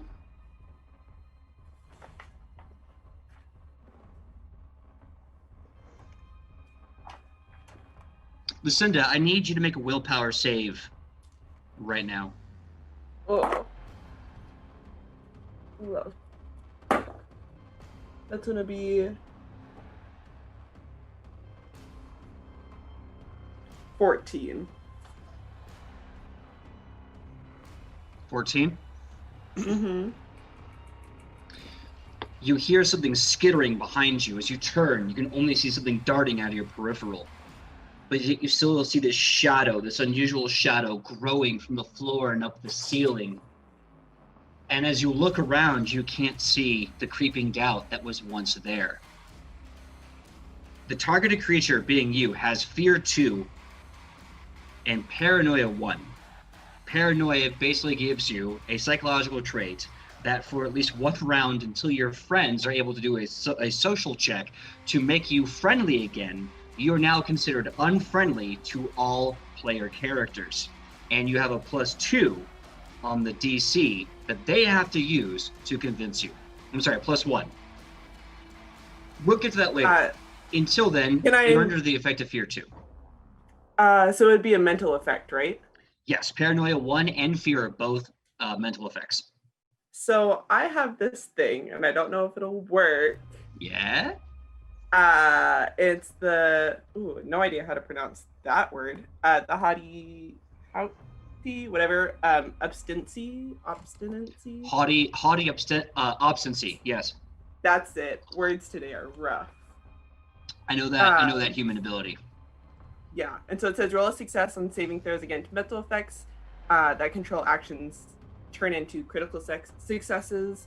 If creature or foe rolls failure on the check to coerce, using intimidation gets a critical failure instead. Okay, so you're not coercing it with that. However, we didn't roll a success, so it wouldn't give you a critical success in this case. You're still under the effect of the Fear 2, and you have Paranoid 1, which is a homebrew effect. But the Fear 2 is something you definitely take into account. Also, you are considered flat-footed. For this strike,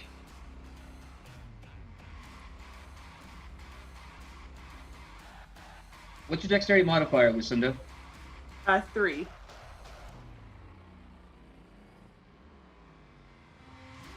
Does a 23 hit you? Yes, it does. What's your AC? 20. Okay, so it's not a critical success. You take 9 slashing damage as the creature evades your sight, and then suddenly you feel this horrendous stabbing in your right shoulder as this long human hand, now turning into a pitch black clawed maw, starts to try and grab your face as if to cover your nose and mouth. But you can feel these fingers twitching in your shoulder blades and your spine. You are now grappled by a creeping doubt, and you are filled with Fear 2 and Paranoia 1. As you look around, you can no longer see your allies. You just see creeping doubts all over the room. Last but not least, the fourth one in the room goes after Laszlo. Laszlo, give me a willpower DC save. Give me a willpower All save. right. Oh, I think it's one of those things I'm actually good at. yeah, I was about to say.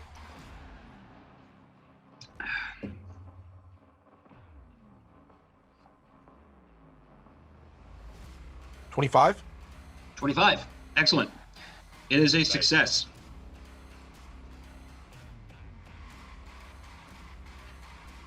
As you look around, you see the creeping doubt who's slowly coming to you, almost vanishes from your side, from your view, and vanishes in your peripheral.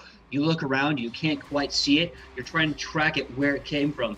You look around the ceiling, the floor, until eventually you turn and you see its maw screaming at you as you see it just in time. You tense in defense. You are under the Fear 2 condition, however, you do not have Paranoia 1, and the creature does not get sneak attack against you.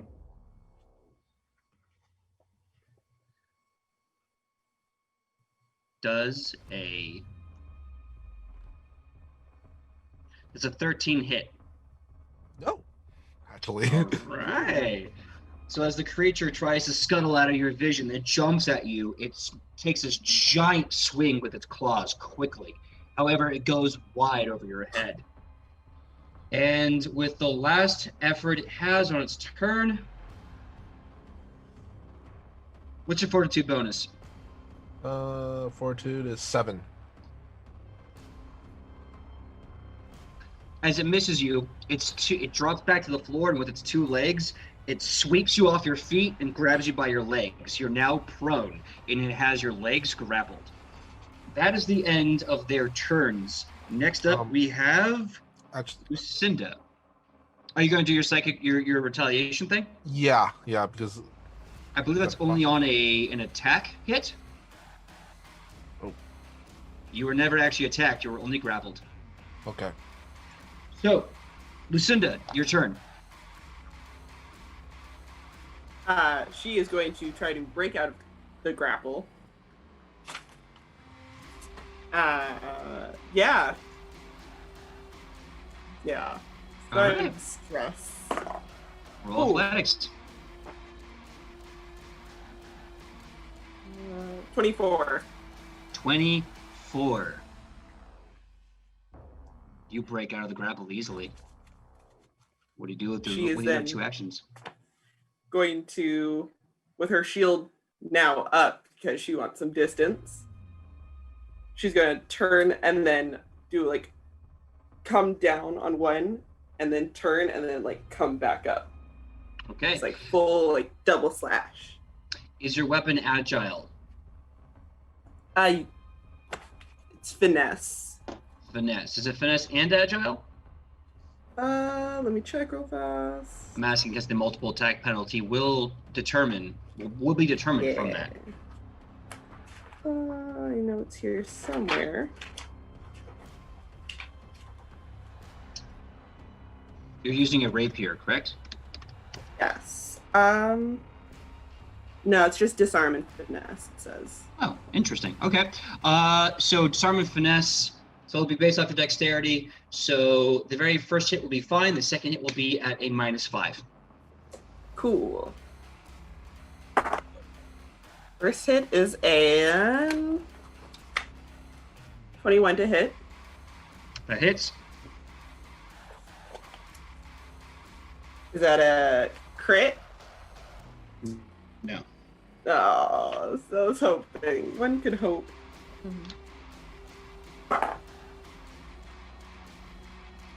That is 7 damage. Nice. Sorry, 10 damage. My bad. Oh, much better. Second one. Ooh.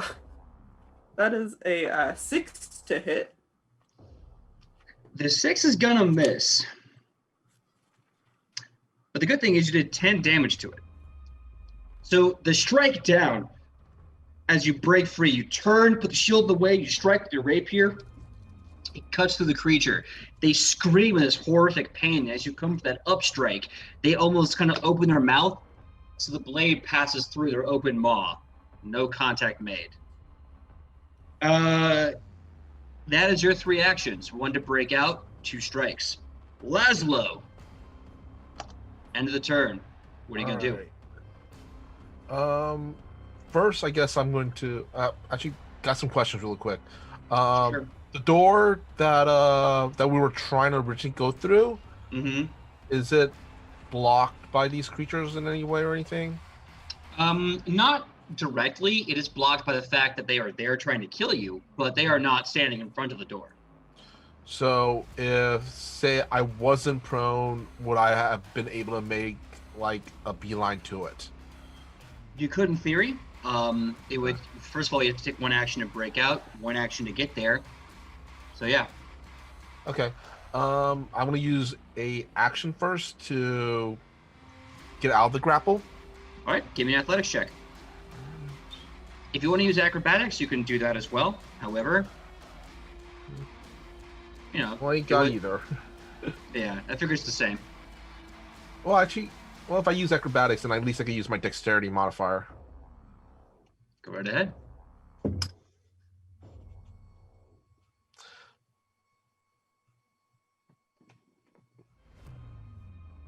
Nat 20. Nice.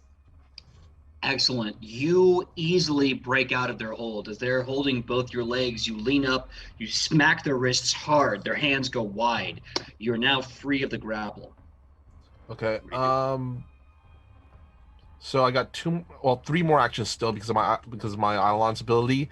Yes, but the third ability would be for Eidolon, not for you. Yeah. So, see, I can still get up and just make a beeline towards the door. All right, so you can use one action to get up. And then one action to get up, and the third action to get to the door. Yeah. Yeah, and then with the fourth action, Nanny will go through the door with me. Oh no! You ran to the door. You haven't interacted with the door. Interacting would take an action. Nanny can attack the creeping doubt. Oh, okay. Yeah. Oh, okay. Really quick. So how many creatures are in front of me right now before I get up and run away? They're all 4 of the creatures are still up. You have some teammates kind of spattered around. No, I mean the one that was like in front of me. Yeah.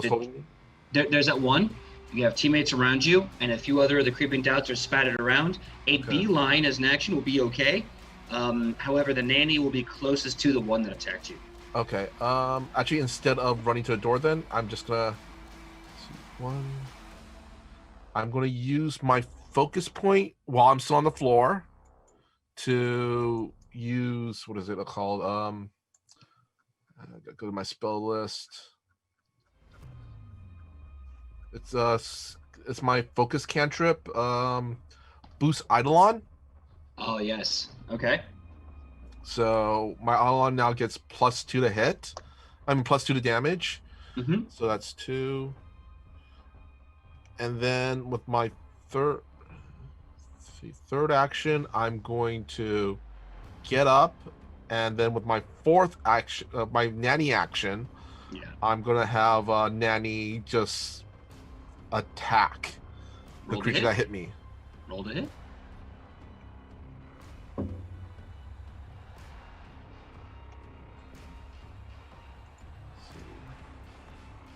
I'm gonna figure out because honestly, this is the first time I think I attacked at all.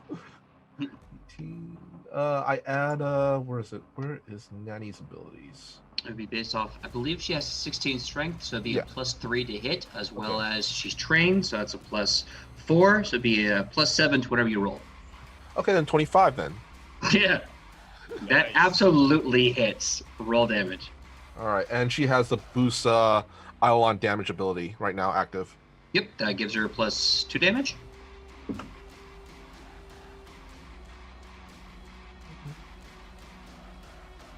$14 damage. Nice. This is the one that hit you, correct? Yeah. Okay. Yeah. Your nanny just like you see a fist like cracks and pops as like a candle flame starts to ignite off her knuckle, and she just cracks down on this creeping doubt, and you can hear just as it takes the punch to the head and whips its head back around it in the nanny. So that's gonna be the end of round 1. Top of round 2. Edmund. You see Edmund start fumbling around with the things on like his various the bags hanging off of his belts, and it doesn't really look like he knows what he's looking for, and he pulls out this bottle and he just pulls the cork off and starts drinking from it. And as soon as he drinks from this bottle, you see that his skin starts to become scales and uneven from different colors and all different shapes and sizes start growing out over his body, and they cover him completely. He is now under the effect of the Drake Heart elixir or mutagen. I get a +4 to my AC. And a +1 to perception checks. And after that, I was reading bomb rules all wrong. Okay. I will say it's a bomb, so you can get a flask of alchemist fire, and you have to attack an area, but a bomb for an alchemist works completely differently. Understood. So he's going to take his his alchemist firebomb, and throw it again into the largest crowd he can. Okay. So I need to try to hit the creature's AC now. Okay. Ooh. It will not hit. It's a 8 to hit. That will miss. Yeah. So it doesn't take the damage, but if it breaks in an area, the creatures around it will take splash damage. All right. How much is that splash damage, and is it automatic or save? It's automatic. So Okay. anything within a 5-foot area, it's 2 persistent fire damage. Okay. Then 5 foot of the one that was attacking you. Yes. I made my roll. That will affect, thankfully, no one else. Oh. Okay. Which means no bad guys take damage, but none of your teammates take damage. That's either. true. That's true. Okay, so you downed the mutagen, you threw the bomb. Do you have any actions left? I think Edmund is going to back up towards the door that he saw Laszlo working his way to. Okay. I imagine that was the door in black or the door to the right. Which one was it again? Laszlo, you were going to the door to the right, Not the black Yeah, door? yeah. Yeah. Okay, great. Okay, cool. Puko, your turn. You have that one that's in front of you still that your beak missed. It claws you a little bit, didn't do much damage. What are you gonna do?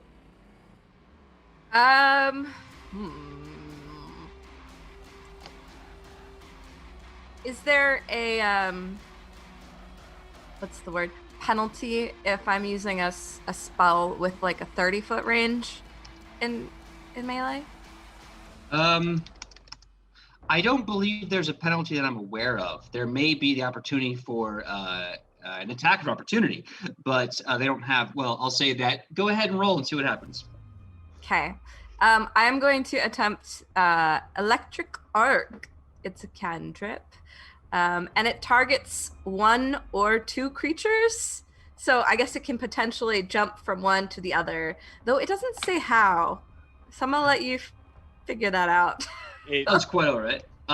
So I want you to roll the hit. From that, I'll determine if it hits a secondary creature. Alrighty.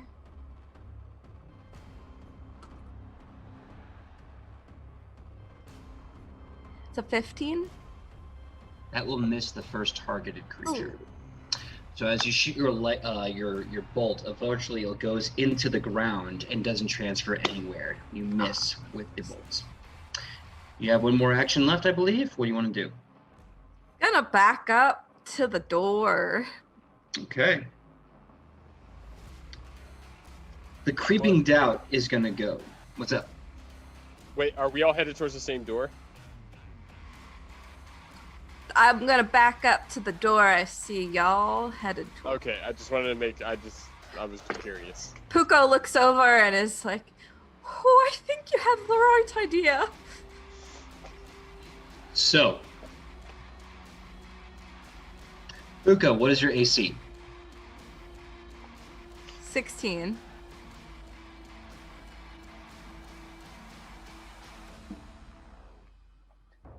It won't be a crit, but it will be a hit. As you start running for the door, you can see the creeping doubt just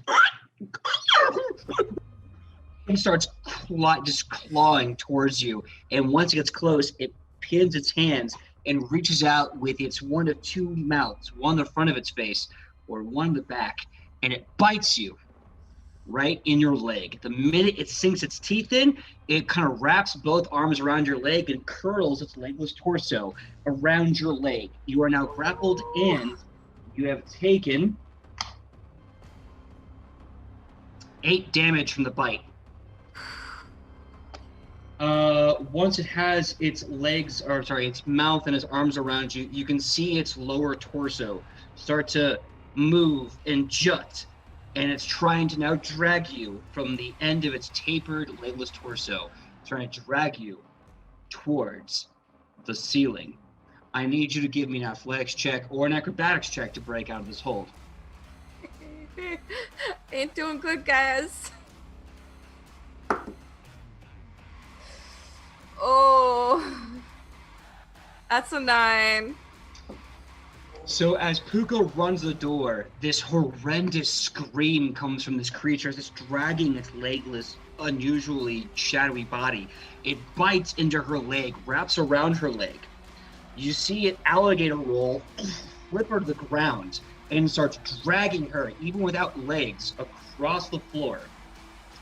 She's now hanging on the opposite wall as this creature is hanging on the wall with a tengu dangling from its mouth.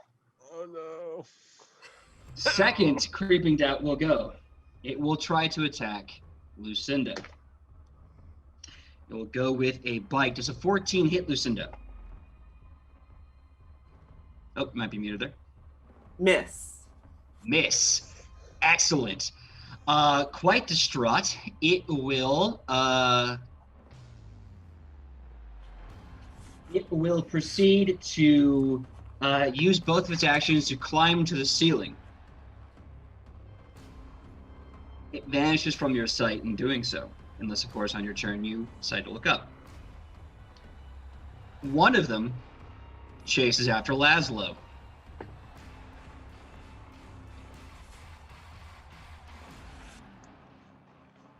Laszlo, what's your AC? Let's see. 15.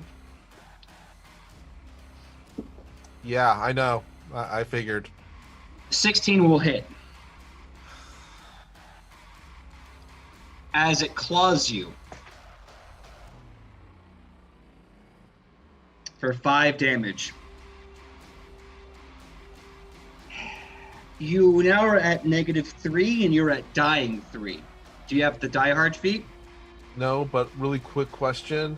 Mm-hmm. Can I just, like I said, I'm pretty sure I know what's going to happen next, but I was wondering, would Nanny be able to get one last hit thanks to Dutiful Strike?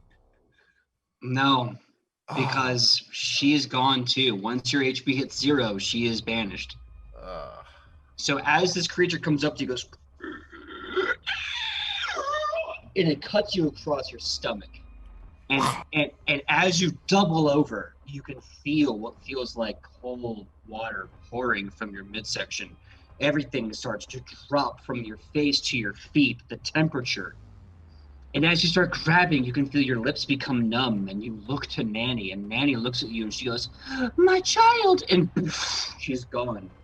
Like someone blew out a candle. All that's left of your Nanny is smoke. You're at dying 3. If no one can stabilize you, if you cannot make a recovery check on your turn, Laszlo is finally dead. That being said, the other one, the last one, goes for the goblin. What's your AC, goblin? My AC right now is 21. It's not a crit. Okay, cool. I'll take it. Damn, it still hit me. Yeah. I was feeling really happy.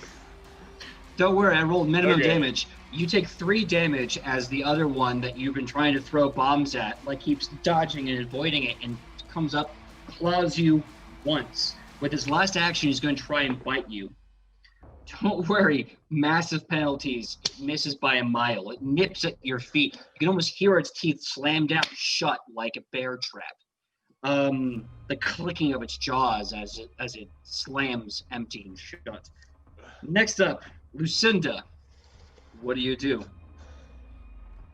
She runs towards the door with everyone else. All 3 actions. We're just going. You go to the door with 1 action. Do you interact with the door to open it up? Sweet.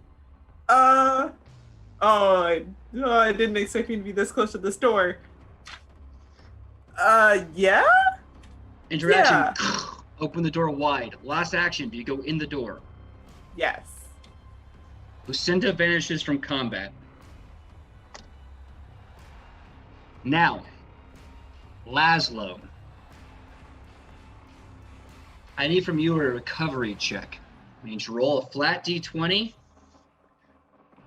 Actually, I have that hero point. You can use that to roll your check again if you want. Oh, okay. I thought I could. I thought we could spend like up to almost half our hero point to stabilize ourselves from death. You can, I think, do all 3.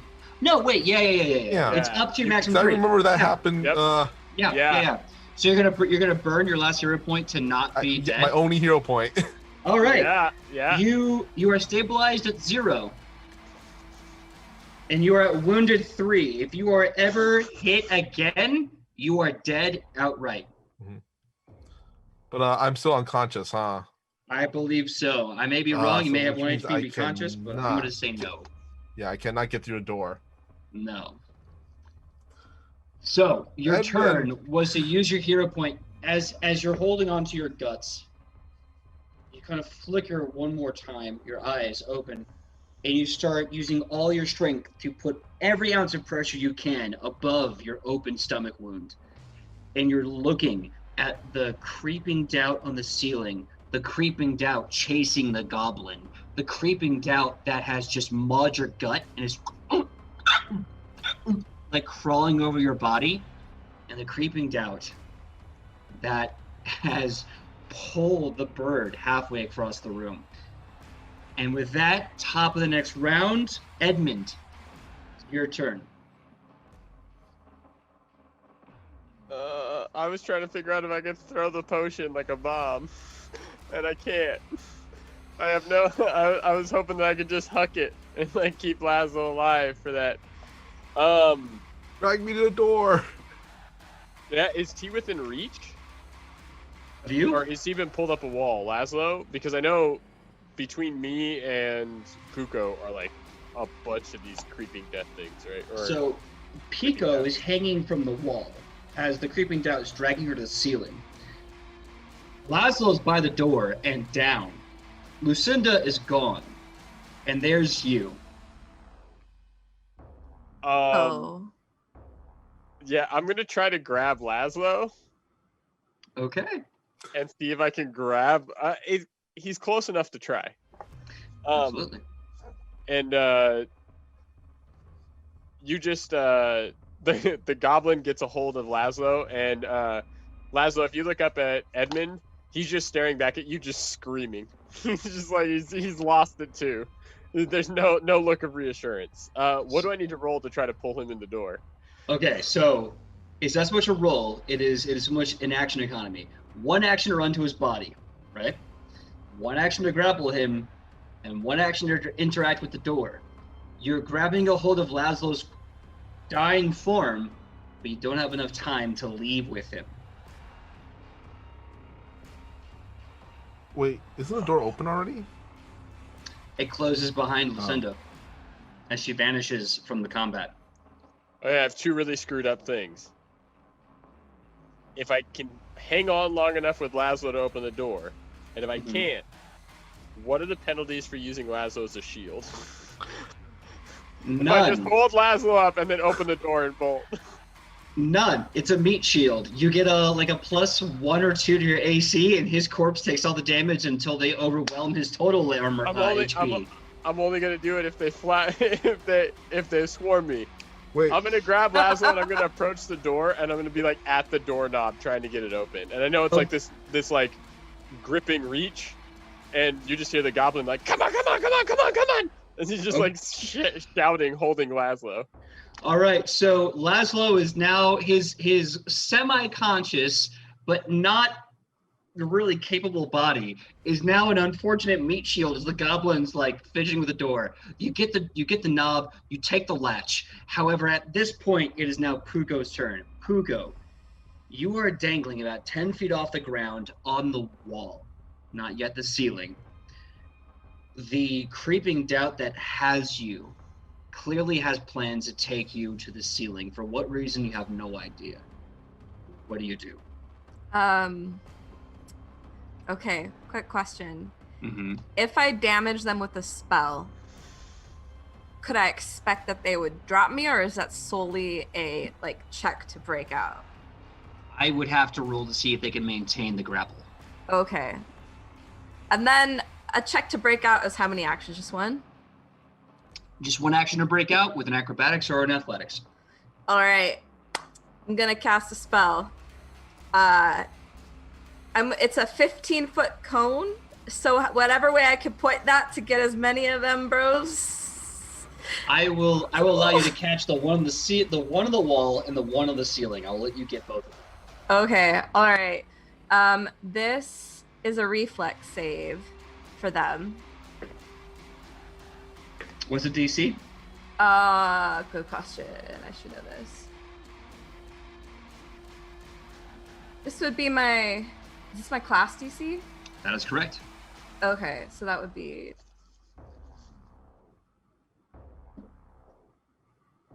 Is that right? Is it 10 plus proficiency and my charisma? Does that sound Yep. right? Yeah. Yep, Oh, it would okay. be 2 for your level, 2 for your training, so that's 4, plus your charisma, plus 10. Got it. I also have expert checked. I don't know if that's right. Ooh. Hard to say. It might be for the sorcerer. I'll double check. But if it's Sorcerer. expert, that means it's 4 plus 2 if your level, so that's 6, plus your charisma modifier, plus 10. Okay, 6, 7, 8. That's 19. Nice. Reflex, you said?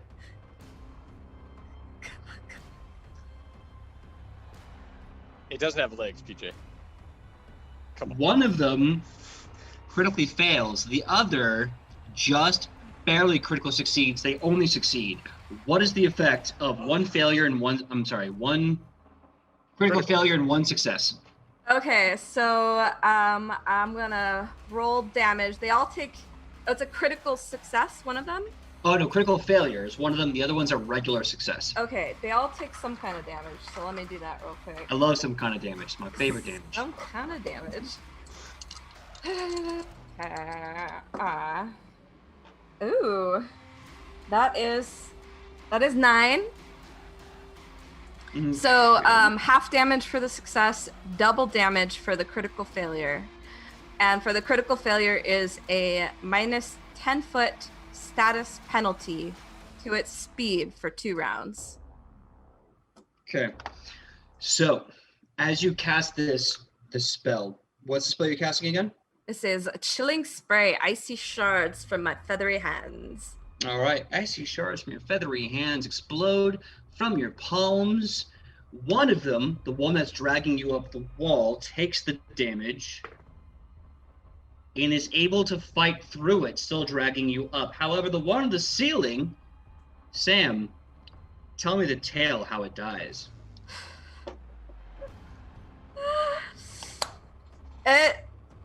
So Puko struggles and frees their wing enough to cast this spell.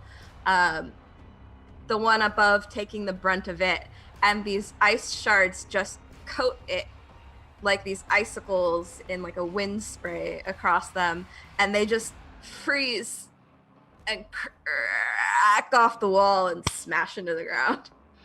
And as it falls and smashes in the ground, you can see icicles spatter all across the room like someone has dropped an ice tray into a kitchen floor. They go dramatically and quickly to every corner, and whatever ice doesn't, you see the ice create legs and scatter like cockroaches when a light is turned on.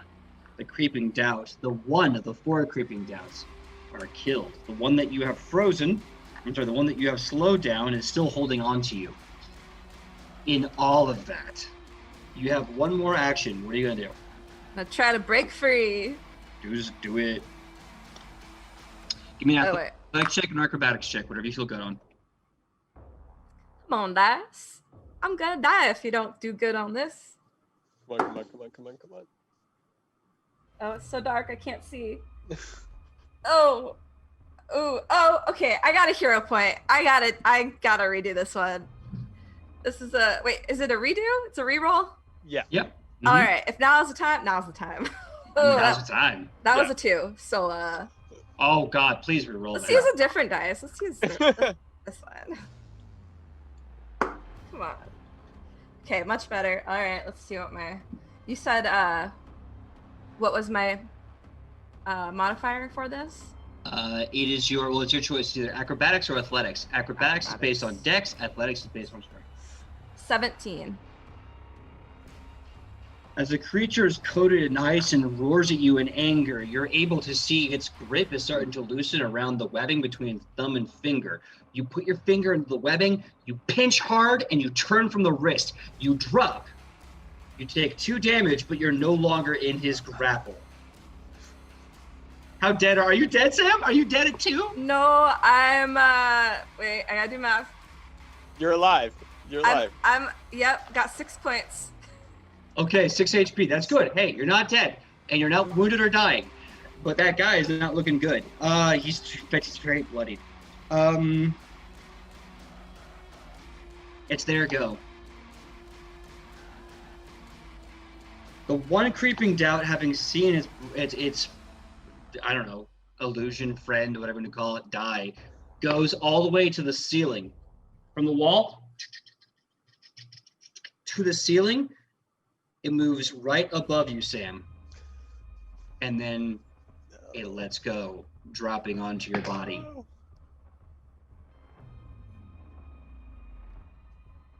I gotta do math. Give me a second. Any math is not gonna end well for me at 6 points. As you're laying on the ground, you see the creature in your view of sight. As you're on the ground, you can see it above you on the ceiling. It climbs. The back of its skull opens that mouth, and it drops from the ceiling. As it does so, it turns its head, turns its shoulders around, and opens up wide. It lands directly next to you, and as it does, you hear a sickening splat as you can see bones protruding from its back. The back that is now perforated with its own ribs. It critically failed trying to drop on you and took just enough damage to kill itself in the attempt of landing on you from a 20-foot drop. You were saved Yes. by a nat 1. Yes. Wow. Guys, I got the stupid one. Yay! So now this corpse is laying right next to you. Its entire body turned inward as like you can see the series of bones breaking through its back and its spine, knowing full well its own ribcage punctured its lung and spinal column. It's dead. You can see 2 others though. One of them, she's a goblin trying to pull away a body. The other one sees the same. They run after the goblin and the body. Run.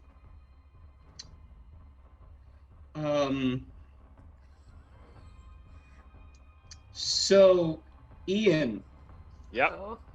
you said you were going to use the body as a meat shield, right?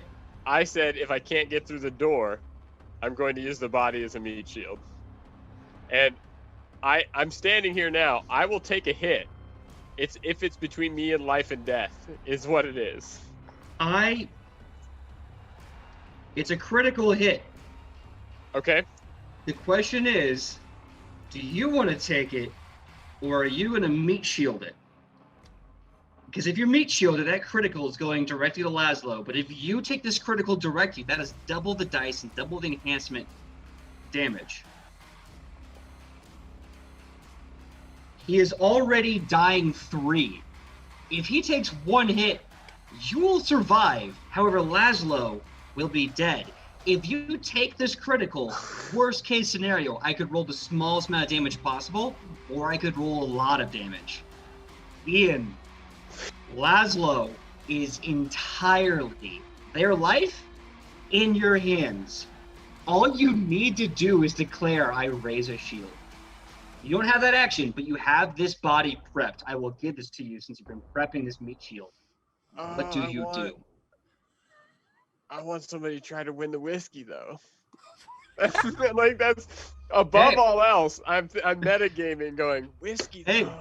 Hey, here's the thing, though. Once Laszlo's dead, the winner is whoever has the most victories consecutively, which only has to be 2 victories, today and next week. How bad you want that whiskey, bro? Do you want to win that whiskey? I think. I've had to think about this. I've had to prepare for Laszlo dying for at least 2 weeks now. Just remember, as long as I'm alive, I can still stabilize. I'm gonna say yeah. Except for Yeah, not that's Laszlo anymore. Yeah. I'm gonna take my chances, and I'm going to, because here at Edge of Legends we're trying to make legends, and I want Laszlo to be one. I'm gonna throw Laszlo behind me and take the hit.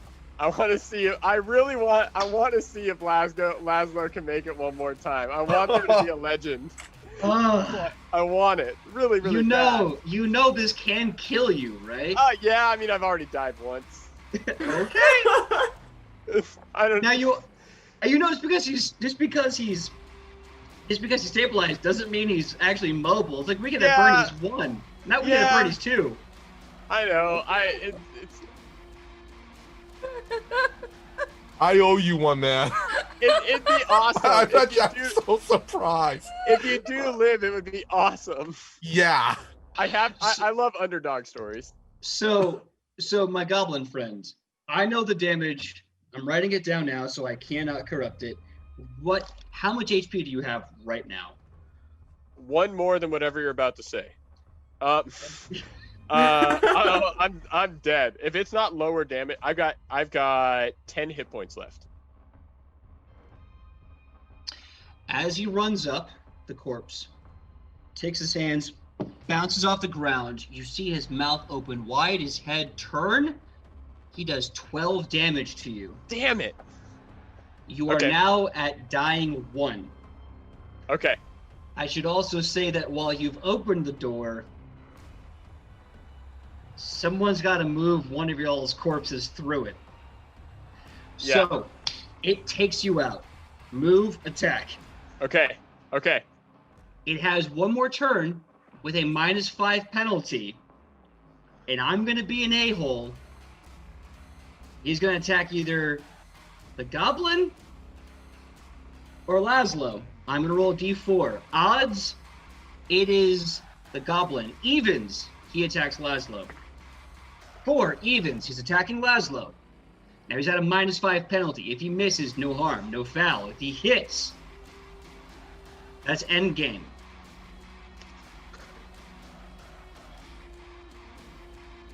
Hold on, I gotta do math. Come on.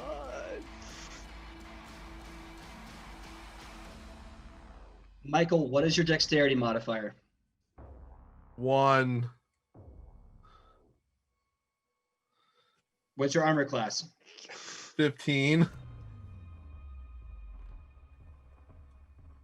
The creature reaches with his claw, sensing his prey is close. It is unable to defend itself. He claws up to it, dragging his legless body up. He mounts it. He rends his claw. He raises his claw to rend up high. And as he swings hard, he lands in the floor of the wood, and he misses Laszlo by 2 points. Yes!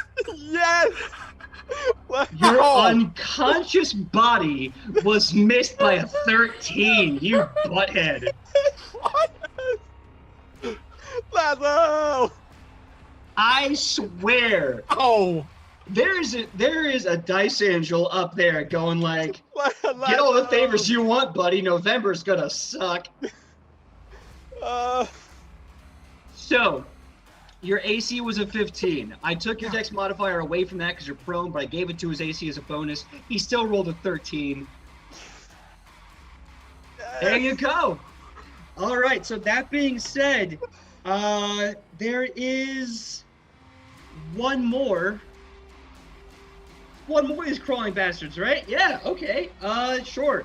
They are going to run after the... Wait. Yeah, fell to his death. Miss Laszlo. Miss. Yeah, there's one more. Didn't we kill 2? You killed 2. There's 4 in the room, and the one at its turn and did not kill Laszlo. But wait, didn't one just attack the goblin? Yeah, one dropped, killed themselves on you. One attacked the goblin, and with his last action, attacked Laszlo and missed. Oh, he's got one more action. He's got one more action, and I have to roll a d4. Now, on a 1, he attacks the goblin. On a 2, he attacks Laszlo. On a 3, he attacks the bird. On a 4, I roll again. And I'm doing this because he rolled a nat 20, which means this is going to suck for any one of you.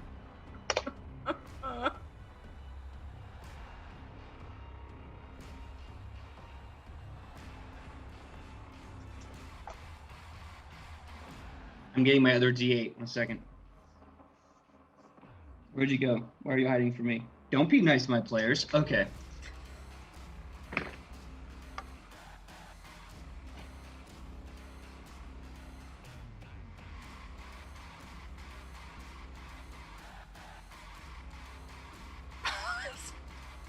A total of 8 damage is delivered to the Tengu Puko. Does the 8 damage kill you?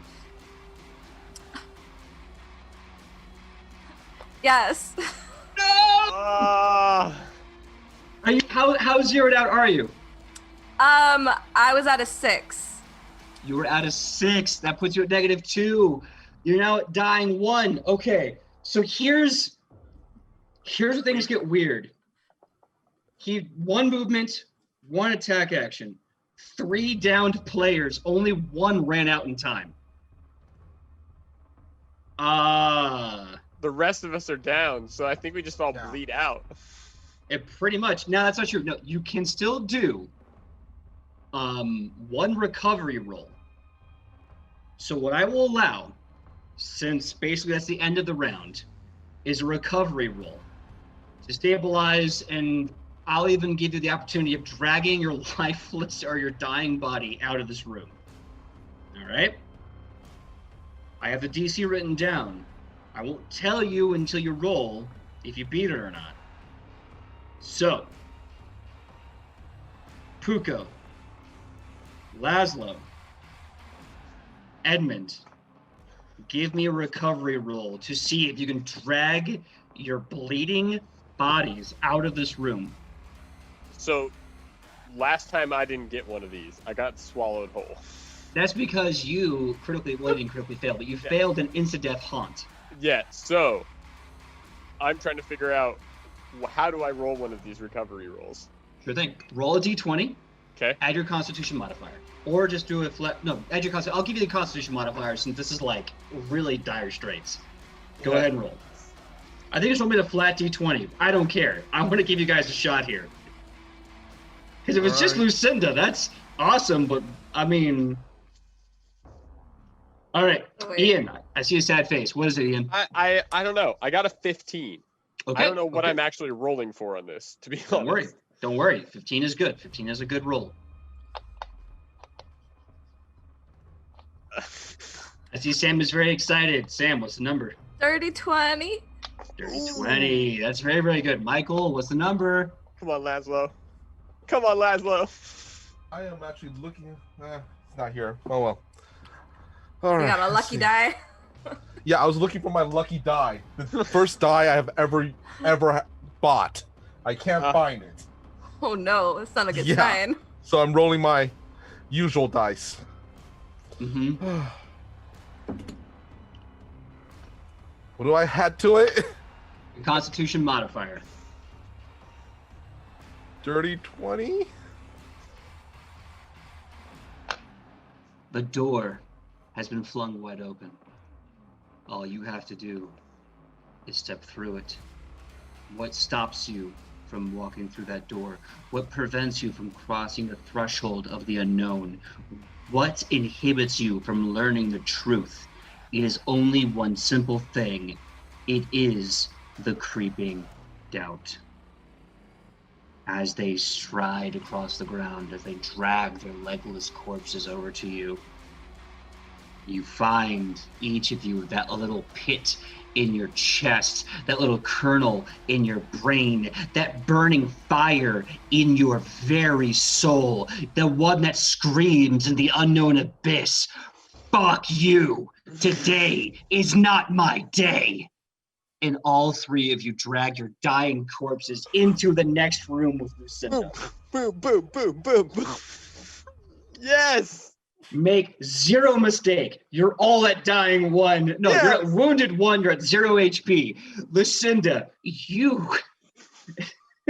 Jesus Christ. I feel like she's just like Oh. eating like a snack while she's waiting. Yeah, it's been like maybe 12 seconds. You're like, I made it. Huh. I wonder if my son likes. The door opens and all your friends are like, ah, ah, like dragging their bloody corpses into the room. Oh my God. So you, the fighter, have 3 wounded teammates. Laszlo, you are at wounded 4. If you ever get hit, you are 100% dead. No coming back. You're at dying 5 at that point, and you don't have die hard. Even then, you'd probably still be completely dead. So no one breathe hard on Laszlo. Everyone else, you're at wounded 1, and you are stabilized at about 0 HP, and only by the grace of narrative do I let you live. So you are in a 20 by 20 wooden room with matching doors and ceilings. What do you do? So I'm allowed an action, or am I? Because I'm not unconscious. I'm just barely holding on, right? Yes, you're all barely holding on. Basically, in order to actually like to honest, well, no, you're stabilized. You're all stabilized, but you're at 0 HP. I will give you. Normally, you'd be incapacitated, but I'm gonna give you 1 action. You can move or do a skill check. That's it. I have elixirs, like 2. I have 2 more elixirs of life in my bag. Well, no, it's 4 total, and I used 1. I've got 3. But I can't use them, can I? Because you said a movement or a skill check, right? Yes, and I want to thank the chat for reminding me that Lucinda is still paranoid 1, meaning that she does not trust your shambling bloody corpses, and that in order for her to actually trust you, No. you are going to have to make a charismatic-based roll, now 1 DC higher. So, thank you, Malice1974, for reminding me. Now, let's put it this way. Lucinda, you are in this room. Suddenly, legless corpses dragging trails of blood that maybe, could be, are they creeping doubts? Are they your friends? Who can say? It's like John Mulaney once said, do my friends hate me or do I need to go to sleep? So that is where you are currently. As your 3 friends are dragging their bodies in, bleeding, screaming in pain, and throngs for help. What are you all going to do? I guess I'm going to try to make that charisma check as a goblin. Try to convince her that I'm not scary and I'm her friend. Wait. One sec. Would I be able to use message? Even if you could, Brave she's heart. paranoid. How to know? How would you understand that she trusts this voice in her head when she is paranoid? Is she I visible? was wondering if I could pretend to be her conscience. I would maybe consider that a deception check for you. Yeah, Sam, I was like wondering, can I Jiminy Cricket her? Sam, I could do it. I have good deception. Sam, what were you gonna say? I'm assuming, Lucinda, are you like visibly disturbed by our presence? Like, Yes, very much Okay. so. She is. Her eyes immediately was like, "Oh, I wonder if my son is like eating all his vegetables, like like moms do." Yeah. Turns to see you guys and immediately, rapier in one hand, dagger in the other. Like, don't come near me, or like you will not make it out alive. okay. So like, so those heavy blinks when someone's paranoid and just kind of like really kind of like twitching kind of. Yeah. Yes, PJ, do I have the physical capability of casting a spell? As long as it's a one action spell. Okay, so it's not 2 arrows. Darn. Can't do that one. Okay. Real quick.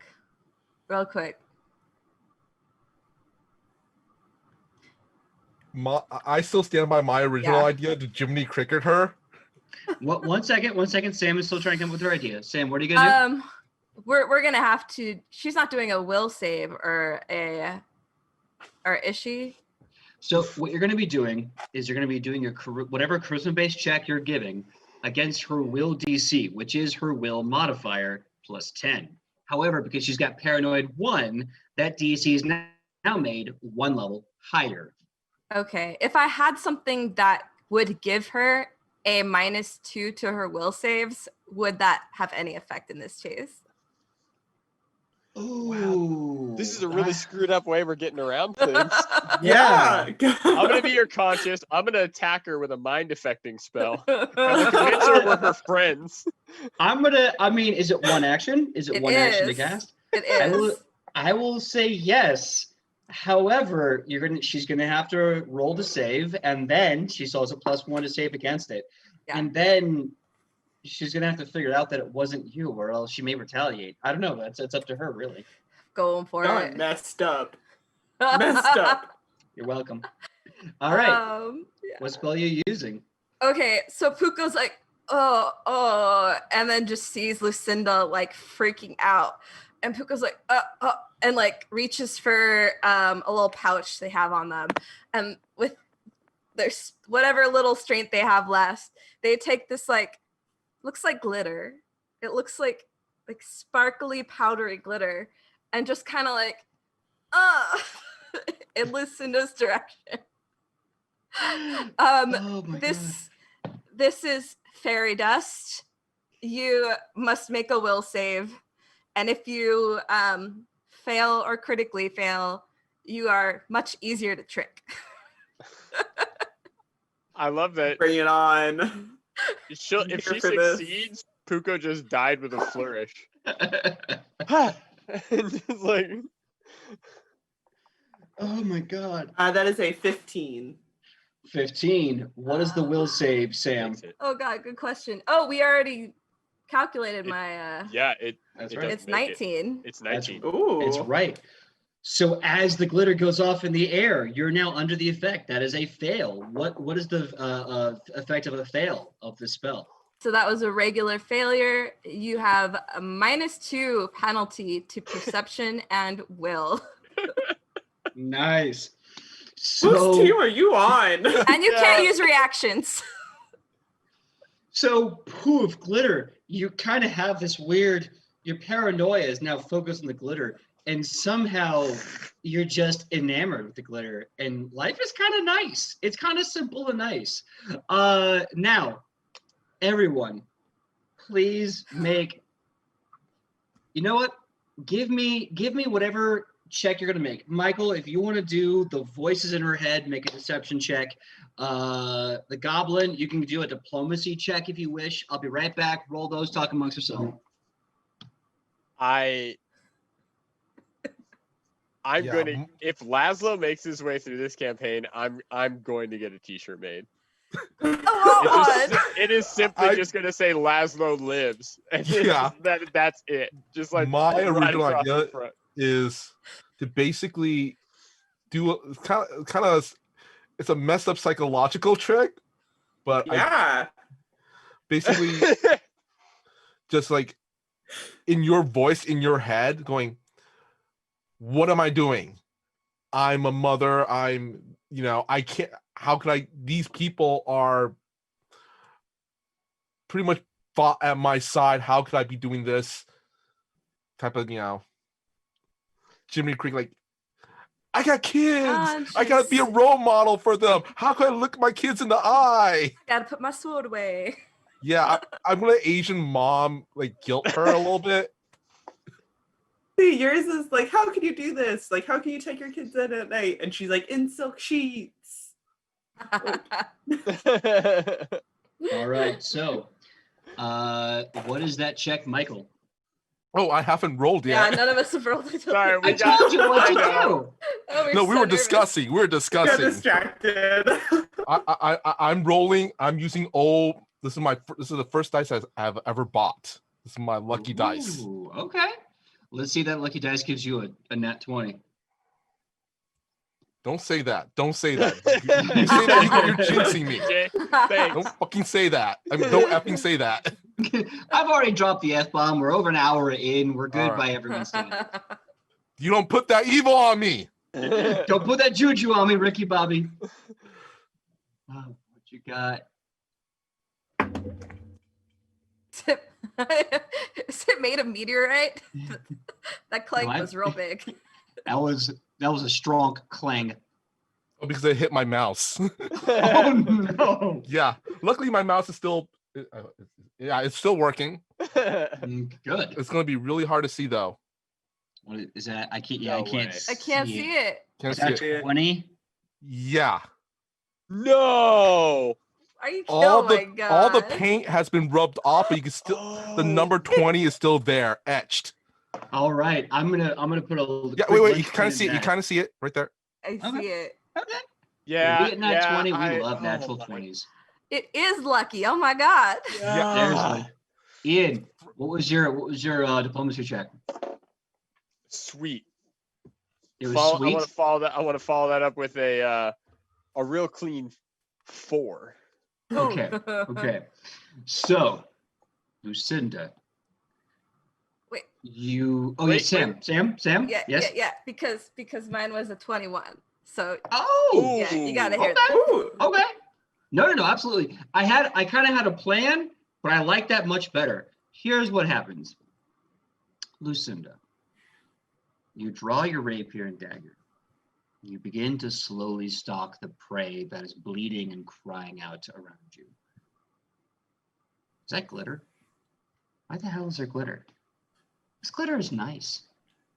This glitter is fun. It reminds me of that time in college. What was that voice in my head? I need to not kill these people because killing is wrong. I'm pretty sure that's a lie voice in my head. I kill people a lot. I'm a fighter. I fight to the death. What's that voice in my head? Oh, but these are my friends? They don't look like my friends. They are my friends. And killing friends is bad. Right. So I shouldn't kill these friends. Okay. And then your brain kind of comes back into the focus and you see the Tengu, the human, the goblin going, no, don't do it. Don't murder us. I want to go home. I want to go home. So you're no longer paranoid and everyone there is begging for their lives. You do not have the instinct, desire, or will to kill any of them. However, you still have the choice as a human being. Do you want to kill them? That's your choice.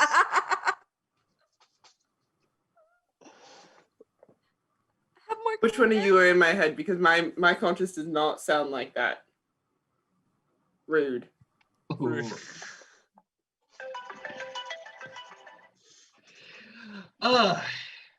And with that, the floor opens up and everyone's body drops. I had the timer once you guys entered. It was great.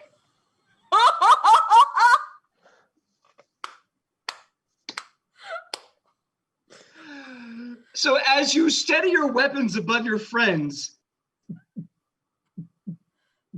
you snap out of it. These are my friends. You fall into the darkness. You finally come to another room. Everyone takes 2 damage. If you are Laszlo, Oh no! No! everyone here takes at least 1 more dying value. So if you're at dying 1, you're now at dying 2. Lucinda, you take the 2 damage on top of your total HP. You all hear a sickening snap as you look and you see Laszlo fall on his head. His chin bends to his neck, collarbone, torso. And with that horrible sound, his neck snaps. And Laszlo is dead. I am very sorry to have killed you in narrative.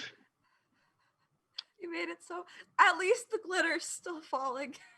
The glitter, yeah, and on his corpse, I'm taking it. So, as his body lays still, as the ghost of Nanny and her candlelit head goes over his body to make sure he is safe, as she begins to vanish, snuffed out like the smoke leaving a charred wick, little starlights of glitter slowly descend upon his corpse like snowflakes in winter.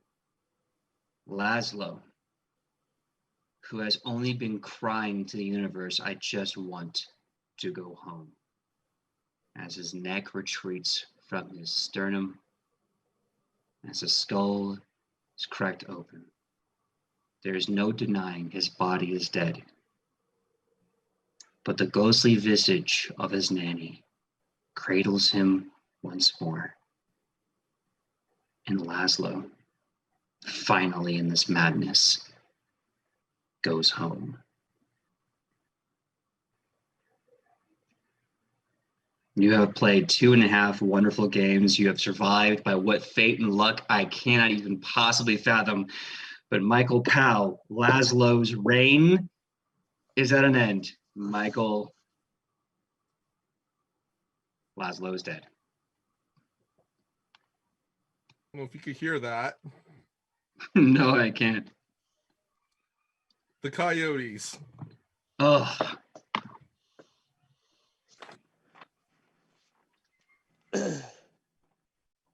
So the coyotes, like Cerberus, like Chiron, like Okarun and his warhounds, the dogs of war take you home to your rest.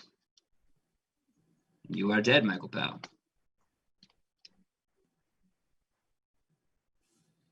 We just like give a clap for how. I'm no longer surprised. I've been anticipating this. Like some cruel, horrible horror movie, just when everything makes sense, it's ripped away from you. Laszlo is dead. Lucinda and Puko, right now, you are technically in the lead for survivors with the most survival behind you. The question is, as you are now stuck in a 20 by 20 wooden room with 4 doors that look exactly identical, one black door and the words "do not open this door" scrawled in blood and eye viscera and whatever's left of this poor unfortunate corpse, you have a dying goblin, a dying tengu, a dead half-elf, and a mother of at least one child. What do you do? I do Quick nothing. question. I'm unconscious. Aww. Am I able to use a medical kit on myself? I can't remember. If you have not used or been under the effect of medical kit before, yes, you can. Sweet, we're gonna use it. Are you pointing to yourself, Michael Powell? No, I'm pointing to the number behind me. 2020. Yeah. Isn't this just like isn't this like the biggest 2020 mood?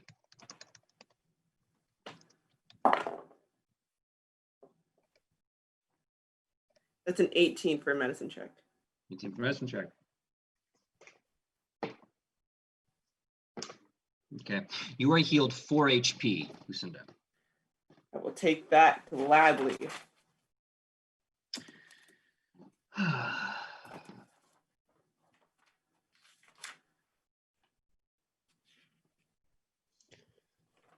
Who's alive? You. It's like Atlantis where it's like sound off. Who's not dead? You're alive. Your 2 other teammates are dying. and they're at dying 1. And technically speaking, every 6 seconds, that gets worse. So, what do you do? We're gonna go through the next door. Bye. leaving I these would, corpses behind.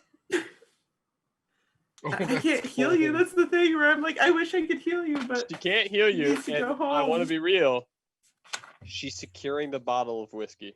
That's what it's about. That's what she's doing. And she's walking towards the door and just going, "Oh, on the rocks," and then shuts it in front of us. And that's what's happening now. Ian, I'm giving you a can't hero. expose me like this. Ian, you get a hero point. However, you're dying. I'm So dying. Great, thanks. Wait, could Ian burn that hero point? Yeah, he can totally burn that hero point to stabilize himself. Oh, I guess I could stabilize, but I'm still unconscious. Yeah, although if she's able to give one of your health potions and quaff it down your throat. I for the fairness of narrative, I am now stabilized, but unconscious, and she has no idea those potions are in my bag in character. Unless she would truthfully look. And that is all I'm saying. Because honestly, I don't want this to be metagame that she's just like, oh, I remember blah, blah, blah, you know? So absolutely. It is up to you, Kylie. There's nothing wrong with whatever direction you go. I do think she would look in the bag because she's like, out of everyone, he would be the one that has it. But before that, I would like to do oddity identification for this room to try to get out. Okay, you want to do oddity? Okay, so what does that do? So it gives the ability to have a sense of spells that twist mind or reveal secrets. It gives you a +2 on occult checks. All right, make an occult check. Don't fail me now. Let's switch dice. Let's switch it up. Oh, that's a nat 20. Okay. All right. Second.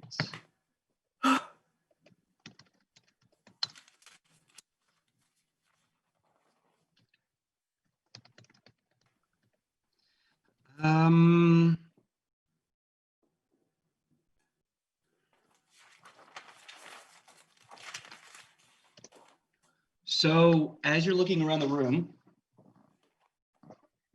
you see the doors. You kind of have your perspective of the doors start to kind of change and shift. The one black door there, also your perspective begins to change and shift. You're trying to get a view of the room. The Discord is going off on the show. And you start to kind of understand that this is all one big lie. And you have this word enter your head. It's not so much a word as it is a name. And with that, wow, Discord's blowing up. I apologize. This is making its way into the thing. I need you to make a willpower save. Oh no. Also, you do not have that -2 from the glitter anymore because it only lasted 1 round. Sweet. That is a 23. 23. Excellent. You hear a voice in your head, and the voice is a name. The name says Shoth Chevalioth. The foreign one, the unknown, the cracked door. And as this name seeps into your psyche, into your soul, you can feel with it this doubt that shakes you deeply. Shoth Chevalioth, the unknown. What lies behind that name? And as it's almost wrecking your mind, you go, no. That's all I need. Shoth Chevalioth. And then you Oh hear my God. a very familiar sound, and it seems to be coming from all the doors. You know that childish little laughter. You remember them when they were about this high. You remember their first words. You remember their first games. You remember their first scraped knee. And you hear this laughter coming from the entire room as the doors are just going.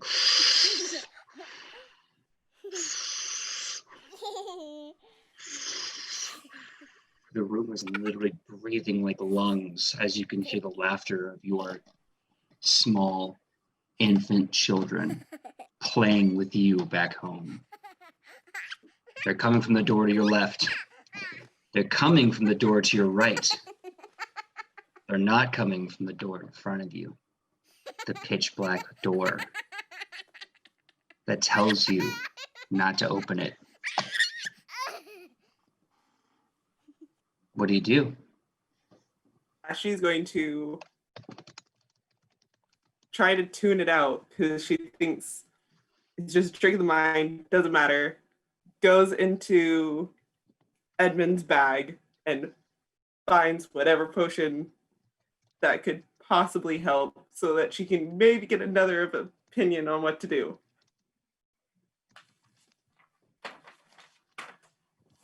Okay, give me a perception check as you search his body to try and find the potions. Now, Edmund, you said you had 3 elixirs of life? Yeah, I did. I recounted, and yes, I have 3 elixirs of life. Okay, if she can make a high enough check, she will find those and have an idea or an instinct of what those do. Out of curiosity, could you tell us now what those do? Overall, the potions do 1d6 plus 1. Healing? Yep. Okay. But not all of them. Okay. So give me that perception check. Give me that perception check. That is Yep. 19. 19. Really fast. What's your willpower bonus, Edmund? My willpower bonus is +4. +4. Okay. You easily find hidden on this goblin's body these chemicals that look positive? Better than almost any other chemicals you've seen this goblin swill and throw. So it's a safe bet. This is probably something beneficial. You find 2 of their elixirs of life.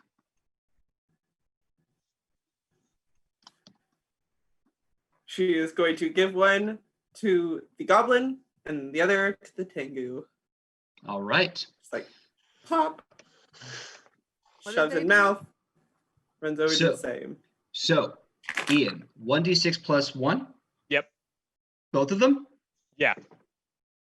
Ian, you were healed 6 HP. You are now 6 HP standard. You are no longer dying 1. You are now dying 2. You're now wounded 1. Sam, you are now healed 3 HP. You are no longer at dying 2. You are now at 3 HP and wounded 1. What this means is when you are inevitably taken to 0 HP again, you will be at dying 2 automatically. Unless you have Die Hard, you will die automatically at dying 4. Good? Okay. Uko wakes up and is like, let's not fall again. Can we go quickly? Can Lucinda still hear her kids? It seems to have gone away for now. Okay. Um, Yeah. Pick a door. Not the middle one. I don't know. Do you relate to us like what you heard at all? I mean, yeah, sure.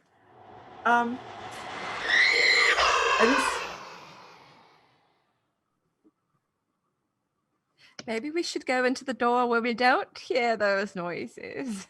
I just And I got just- such bad chills. And as the screaming of the illusion of your children's at play end, the huffing and puffing of the room starts to slow down. Let's go now. I'm going through the center door. Following. Yeah, I will follow, but not before in the less energetic voice that he has had. Edmund turns around and says simply, "Goodbye," and heads through the door. Which door, for clarification? I'm going through the one with them, the one that we're not supposed to. The big, okay. As you get close to it, you start to see the room that has been huffing and puffing like a lung, like a billow for a fireplace. It starts to slow down.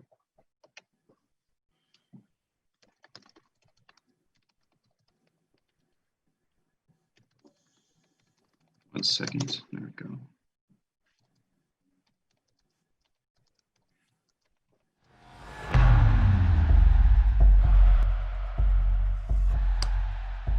Who is the first person that touches the door?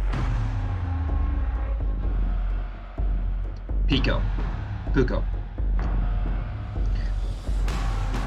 Room begins to open and close. Going faster and faster like lungs, like billows for a fireplace. And as it does, you start to see scribbling, writing on the wall, like some invisible hand scribbling in blood.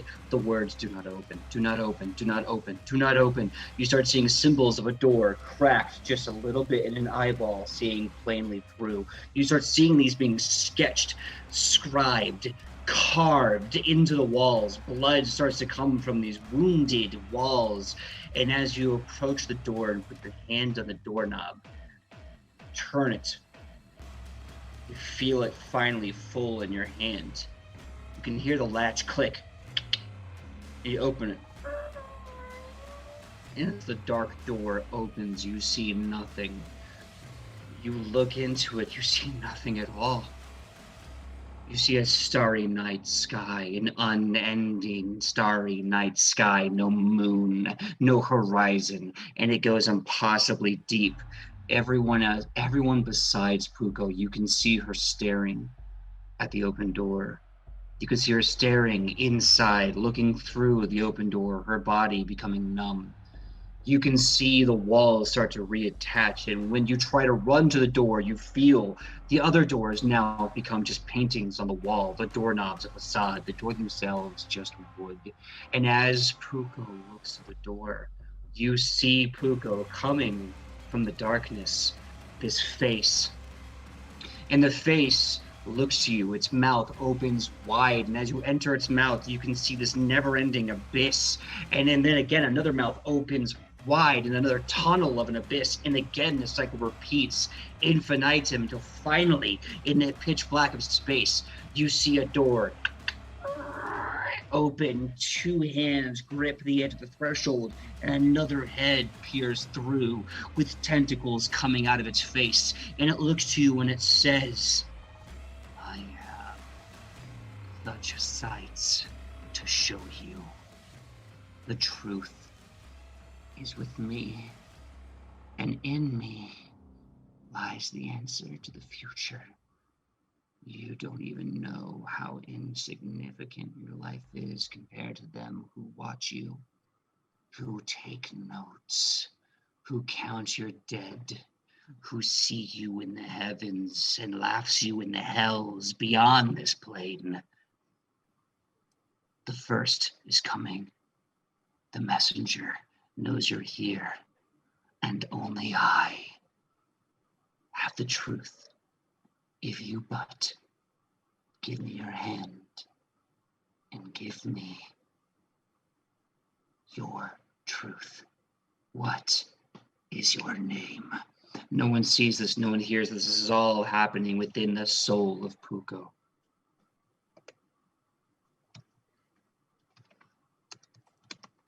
They reaching out for me, for my paw, my wing. Yeah. Puko.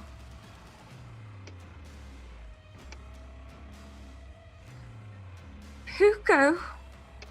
Rossi. Puts their wing in there.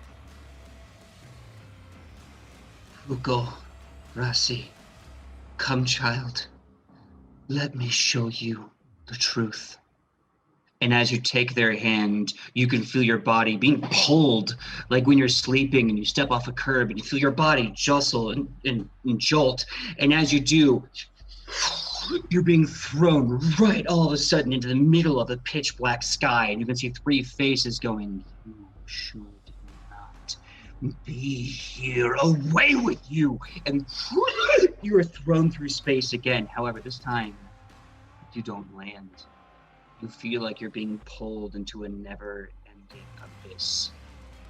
Deeper and deeper and deeper until suddenly you see two eyes in the blackness, the inky blackness, two eyes open, and it says, "My brother has brought you here.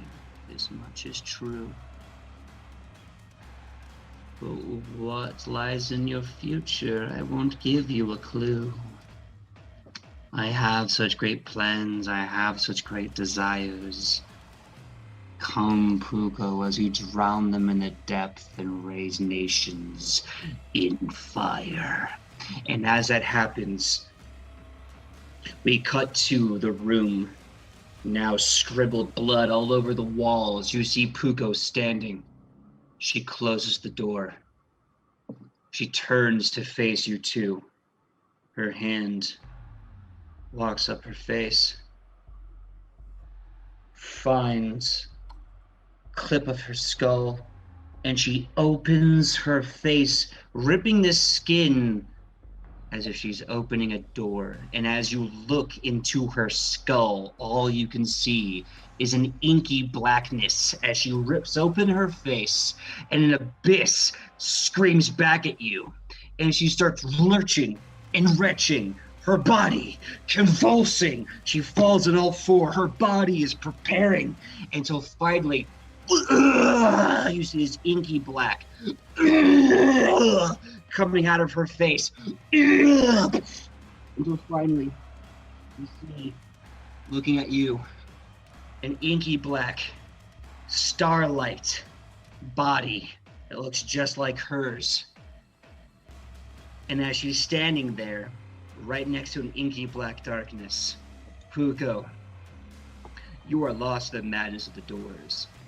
You now have a doppelganger of the door standing beside you. Michael Powell, you are now in control of the inky blackness, whose only desire is to kill everyone here that does not walk into that door. You have an attack of opportunity as well as other stats, Michael Powell. I will tell them to you on the turn in question.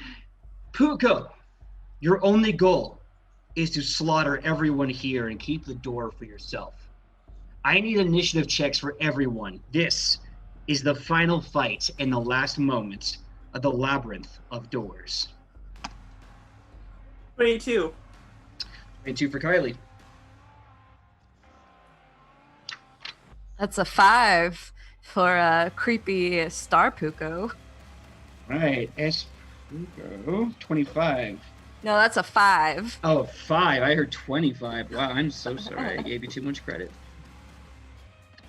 All right. Ian, what's that initiative roll? I got a 20. 20. Nice. Now, We got this, bud. You and me, ride or die. Yeah. Michael, your bonus to your initiative check is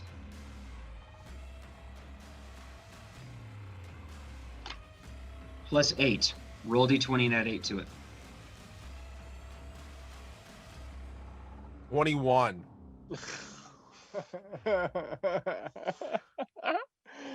It was gonna be bad luck your way because I rolled a 13. All right. Nice. So, going first is Lucinda. Lucinda, the door that was just opened suddenly opens just a little bit. A crack of a door. to taunt you. You have no idea what Puko saw. You only know that she's lost themselves to madness, my apologies. You see an easy out, and you see 2 enemies. And do the math, it's you and 1 ally. What do you do? We are going to book it towards. So are the other 2 doors still there? They are, however, while Puko was losing her mind, I kind of gave this information that you went to check the doors. They are a facade. They are just paintings on a wall. Oh, right.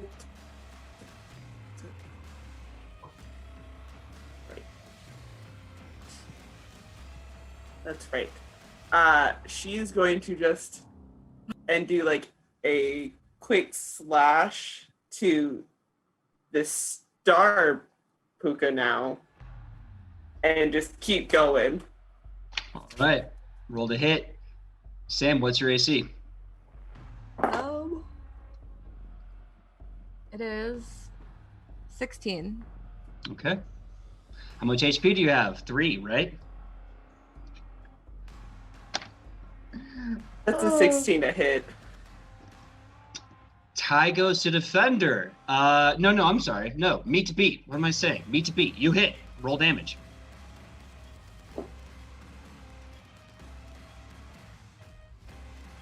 That's 8 damage. 11 damage. Lucinda, as your bird friend squawks at you, readies for war, you strike out her. Tell me the tale of how you kill Puko Russo. So, she's just running for it. Does like the slide on one knee and just like slash right through like midsection and gets up and keeps running for that door. Right. One more action. Are you going to run through that door? I don't feel like I have a choice. No, she's gonna stop and turn around and try to figure out where her goblin friend is. Okay. Now. Do you want to attempt to withhold the action until your goblin friend can run through? Assuming at the end of this round they actually get there.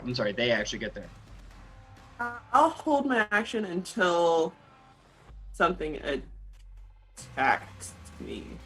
Okay. So you slide on your knees, you get the blade right in the gut, and you follow through with the strike. Puko, you're dead. Your body doubles over, and you drop. And as you do, you see inside your mind, inside your soul, this never-ending abyss of darkness, and this voice just keeps saying to you, "We have such great plans. It will be so divine. Please come with me, and I will show you everything that's mine." And you can see these tentacles start to wrap around your eyesight as you start moving into these eyes. Puko is dead. Michael Powell, you have 2 actions. I will have one of those 3. So you can do 2, I will do 1. Don't worry, I'll cover the rest. If you want to roll to hit, I'll tell you the bonuses. What do you want to do? You can see Lucinda by the door, you have the goblin in front of you. What do you got? Wait, can you repeat that? Sure. I'll give you the bonuses. You roll a d20. I'll let you know what the total is. You have Lucinda behind you. You have Ian in front of you. What do you do?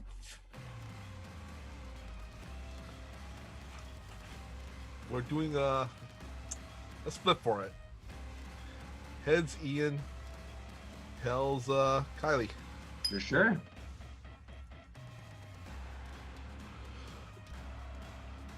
Sorry, Kylie. I get an attack of opportunity, so you chillin', homie. All right. So this inky darkness kind of goes towards Kylie's character, Lucinda. Good. So I just rolled a d20, right? Yep. 1 action move to her. D20 to hit. All right. 16. 16. Okay. With your total, that will give you a 22. Lucinda, what's your AC? 20. 20. That'll beat it by 2. Michael Powell, I need you to roll a d6. Okay. 5. Okay. Ooh, okay. You take 8 damage, Lucinda, as suddenly you can feel your own body start to open like a door, and your lungs and your ribs are resisting this pain. My control of the turn. I need Lucinda and I need Edmund to make a Fortitude DC save. Nat 20. Okay, Lucinda's good. What you got, Ian? How bad? It matters. Yeah, it matters. You said fortitude, right? Yep. 9. Not okay. That's a failure. 1 second. Okay, you take 4 chaotic damage, and you have dazzled 2. As suddenly, coming from them, from the door, the creature of the door, you see stars everywhere, inky black sky, an unending abyss of stars, and you can suddenly feel like you are freezing in some sort of chaotic madness of the sky, of space itself. Lucinda, because you're critically succeeded, you take no damage, and you are not dazzled at all. How much does that 4 chaotic damage do to you, Ian? Are you still alive? Got 2 hit points. 2 hit points. Yeah. Perfect timing, because it is your turn. Let's see. I guess, and the only door to jump through is the one that's that black abyss that Puko stared into, right? And the one that Lucinda is holding open for you. Wow, your idea is to go through that door.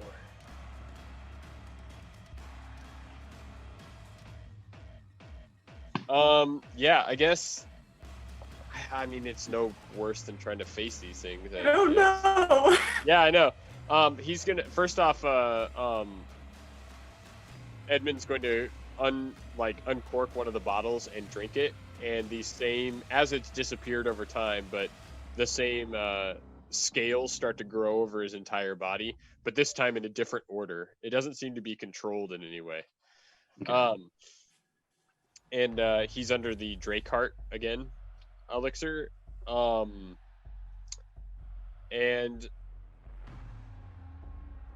he's going to. Well, I get 2 more actions. I guess I'll throw a bomb at the inky blackness and then run for the door. All right, is throwing a bomb 1 action? Yeah. Yeah, go right ahead.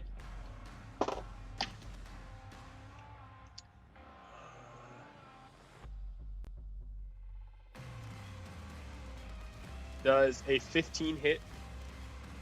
That will miss by a small amount. Yeah.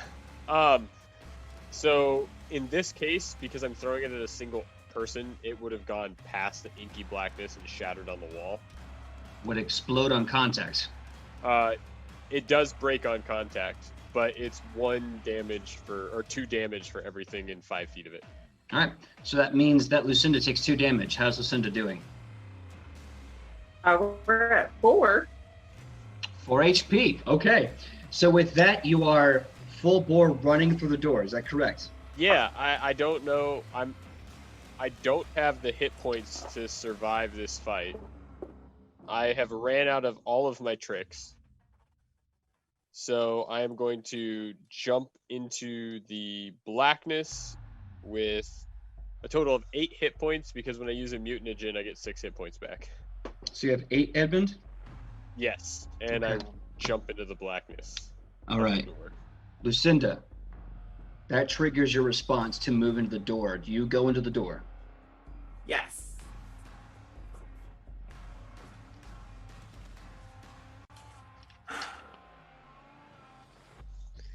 As you run to the door, you slam it behind you.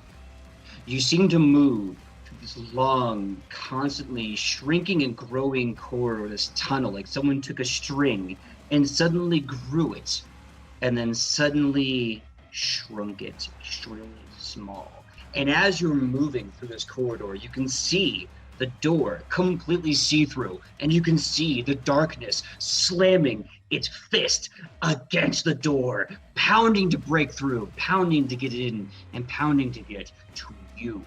And you can see the corpse of Puko all beside it. And once you vanish, it screams this deeply hollow roar from hell as it's angry at you. And then suddenly, all of the sky just starts to move. You can see the stars whip and toss and turn you around, moving like streaks in the night sky. And suddenly, you're on your feet. You can smell the air. It's crisp. The night air. There's wet grass under your boots. There's trees. There's the moon. You're on a hill. The hillside of the city. There's a sign.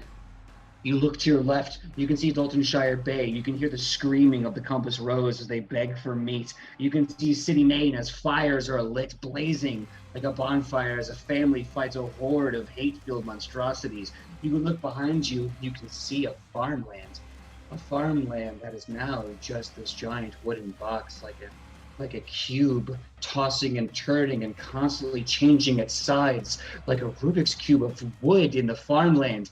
And then as you look around, you see on the hillside, there's a large building.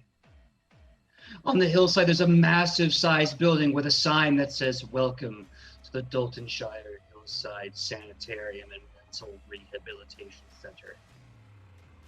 And as every part of your body screams, "Do not go into that building," suddenly you are pulled in there by the screaming of hellhounds and the shadows gripping at your ankles as the darkness tries to grab you. With every ounce of your body, you want to not go in there, but all of madness chases you there. And that is where we will end episode 3, Nightmare of Doltonshire, the Labyrinth of Doors, with 2 survivors, Edmund at 8 HP, Lucinda at 4. Tune in next week as we find out what happens to these 2 survivors, 3 when Sidney returns, and of course, whatever other of the original 16 have somehow made it to the Doltonshire Insane Asylum on the hillside. This will be the final episode of our Halloween. We hope you guys enjoy it. Episode 4, The Prestige. Now, without further ado, let's do some quick exit tros and say our thank yous, because you guys have been absolutely amazing. Thank you for all the raids. Thank you to NVNG and Dice Drinks and Drama. Thank you so much for joining us. Quick exit tros. Ian, tell them who you are and where they can find you on that sweet, sweet internet, baby. Hey, my name's Ian, and you can find me on Instagram at Scoutmaster of the Troop. And if you want to check out anything else I've done recently, I've been focusing a lot on my fiance and I's personal business called Witch and Heathen. So come check it out. We have a Shopify. We make candles and other goods. Contact us if you want something else made. Thanks, guys. All right. Hey, Sam Sterling, tell us who you are and where we can find you on that sweet, sweet internet. Hello, I'm Sam, no longer your feathered friend. Now your feathered nightmare. Ooh. Yeah. You can find me pretty much everywhere at Hey Sam Sterling. Instagram, TikTok, occasionally Twitter. Not really. But that's it for me. We'll see who I am next time. Looking forward to it. Mr. Michael Powell. So good. You're like Rudy from the movie Rudy. Yeah. Dude, tell us who you are and where he can find you on that sweet, sweet internet. Well, I'm the little Laszlo that could. Michael Powell, aka Mr. Kapow, which is my social media for Instagram, Twitter, and Twitch. That's MRKAPAO. Or you can also find me on my Facebook, which is facebook.com/Michael Powell Does Stuff.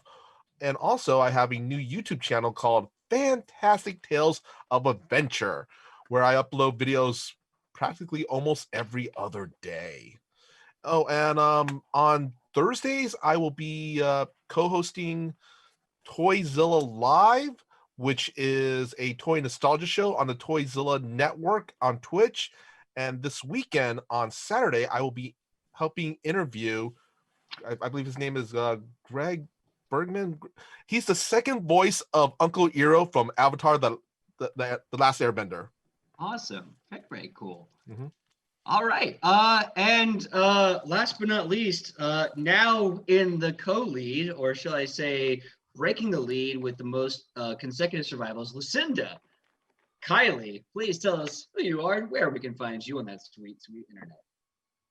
Hello, I'm Kylie, or Kai, doesn't really matter at this point. I played Lucinda this game, and hopefully next game, we'll see. You can find me at Kai's Wonderful Life on Instagram, TikTok, not so much Twitter. I'm working on it. It's a thing. The thing. Yeah. Last weekend, I had an amazing photo shoot with a bunch of my other cast here, and we should be having pictures up fairly soon, hopefully. So make sure you kind of keep a lookout for those. We should have them, I'm hoping to be up by Halloween, but just keep a lookout for those. They're going to look amazing. Every photo I'm in, I'm sorry, it's like -5 as good. But that being said, my name is PJ. You can find me everywhere online at pj.megaw. When I'm not here Wednesdays, I'm here Tuesdays doing At the Table with Mr. Michael Powell, 3:30 p.m. to 5:30 p.m., sometimes 6 o'clock. We have officially gotten all 5 NPCs, so once we kick back with the Edge of Legend regular story in November, we're going to open up voting to see which one of the 5 NPCs that you guys created will be voted into becoming a real NPC in our world. They're all amazing, and we'll have details there in the vote. I hopefully will not botch the voting process like I did last time. This Friday, normally I am with Life Action Roleplay doing hashtag CCRIT. However, CCRIT is going dark for this weekend, but I will be GMing a Jumanji D&D 5th edition game. That's right. You don't remember who you are or what you're doing or what you're playing, but by golly, by gosh, you are stuck in the Jumanji tabletop role-playing game. And in the desert, you must wait until someone rolls a 6 or 8. I am 33 and I still remember that line. That being said, I want to give a quick shout out to Dice Drinks and Drama. Thank you so much for supporting Laszlo. He did an amazing job. Michael did an amazing job. Unfortunately, just as victory was assured, it was just as quickly ripped away from you. And thank you for the raid, NVNG. I hope to talk to you more. And next week, we have the final episode of Nightmare of Doltonshire. We may or may not have a special guest, depending on how life goes for them. Life's been kind of crazy for all of us, but we may have World of Widivere on as a special guest, as well as Sidney. So we're going to have the whole cast plus one. It's going to be crazy. If anyone else has any other shout-outs to chat, go right ahead. We love you so much. Announcer voice for bits. Announcer voice, please. Well, hello there, everyone. I'd like to thank Malice 1974 for their bits. Thank you. You rock. Lady Altariel. Either way, it's great. Thank you for the bits. Stay cool, stay classy. Don't get eaten by a shade of darkness. Until then, till next time. That's your announcer voice. I don't even know. That was an amazing announcer voice. It was great. Gerlab, I'm so sorry Laszlo does not live on, but you can put that on a t-shirt. Oh gosh, I had the name and then it went AWOL on me. You were awesome in the chat, and I want to give you Jim Jenkins, awesome as always, glad to have you. Mahooch, love you as always. There was a name, and they were awesome, and they were new, and I want to find them, but the chat keeps blowing up. And Pingu-chan, don't Shisumo. cry. Yeah, Pingu-chan, don't cry. Life continues. Mm-hmm. And Shisumo, yes, Shisumo. That's an optimism right there, like you said. Mm-hmm. I mean, sometimes optimism doesn't pay the bills, but sometimes it does. Who knows? Next week is the last episode. And Lady Alterel, Laszlo's legend will live on. Yes. Even with him beyond his grave. That's right. You can't keep a good occultist summoner down. Mm-hmm. You can try. You can't do it. Any other Don't shout-outs? forget to join our Discord. Yeah. join a Discord. We're there like almost all the time. I respond like crazy. I've been seeing you people post amazing things in the Discord while this episode was going on. Rick Psyche, I love that reaction, my dude. I cannot wait to respond. Without further ado, we love you all. We look forward to seeing you in the chats of Discord and chat here of Edge of Legends. Look forward to seeing you next week for the final conclusion of Nightmare of Doltonshire. And after that, we go back to the Legends as they try to save the world from the Green War. Without further ado, we'll see you same Nat time, same Nat channel. Good night, everyone. Bye. Yeah.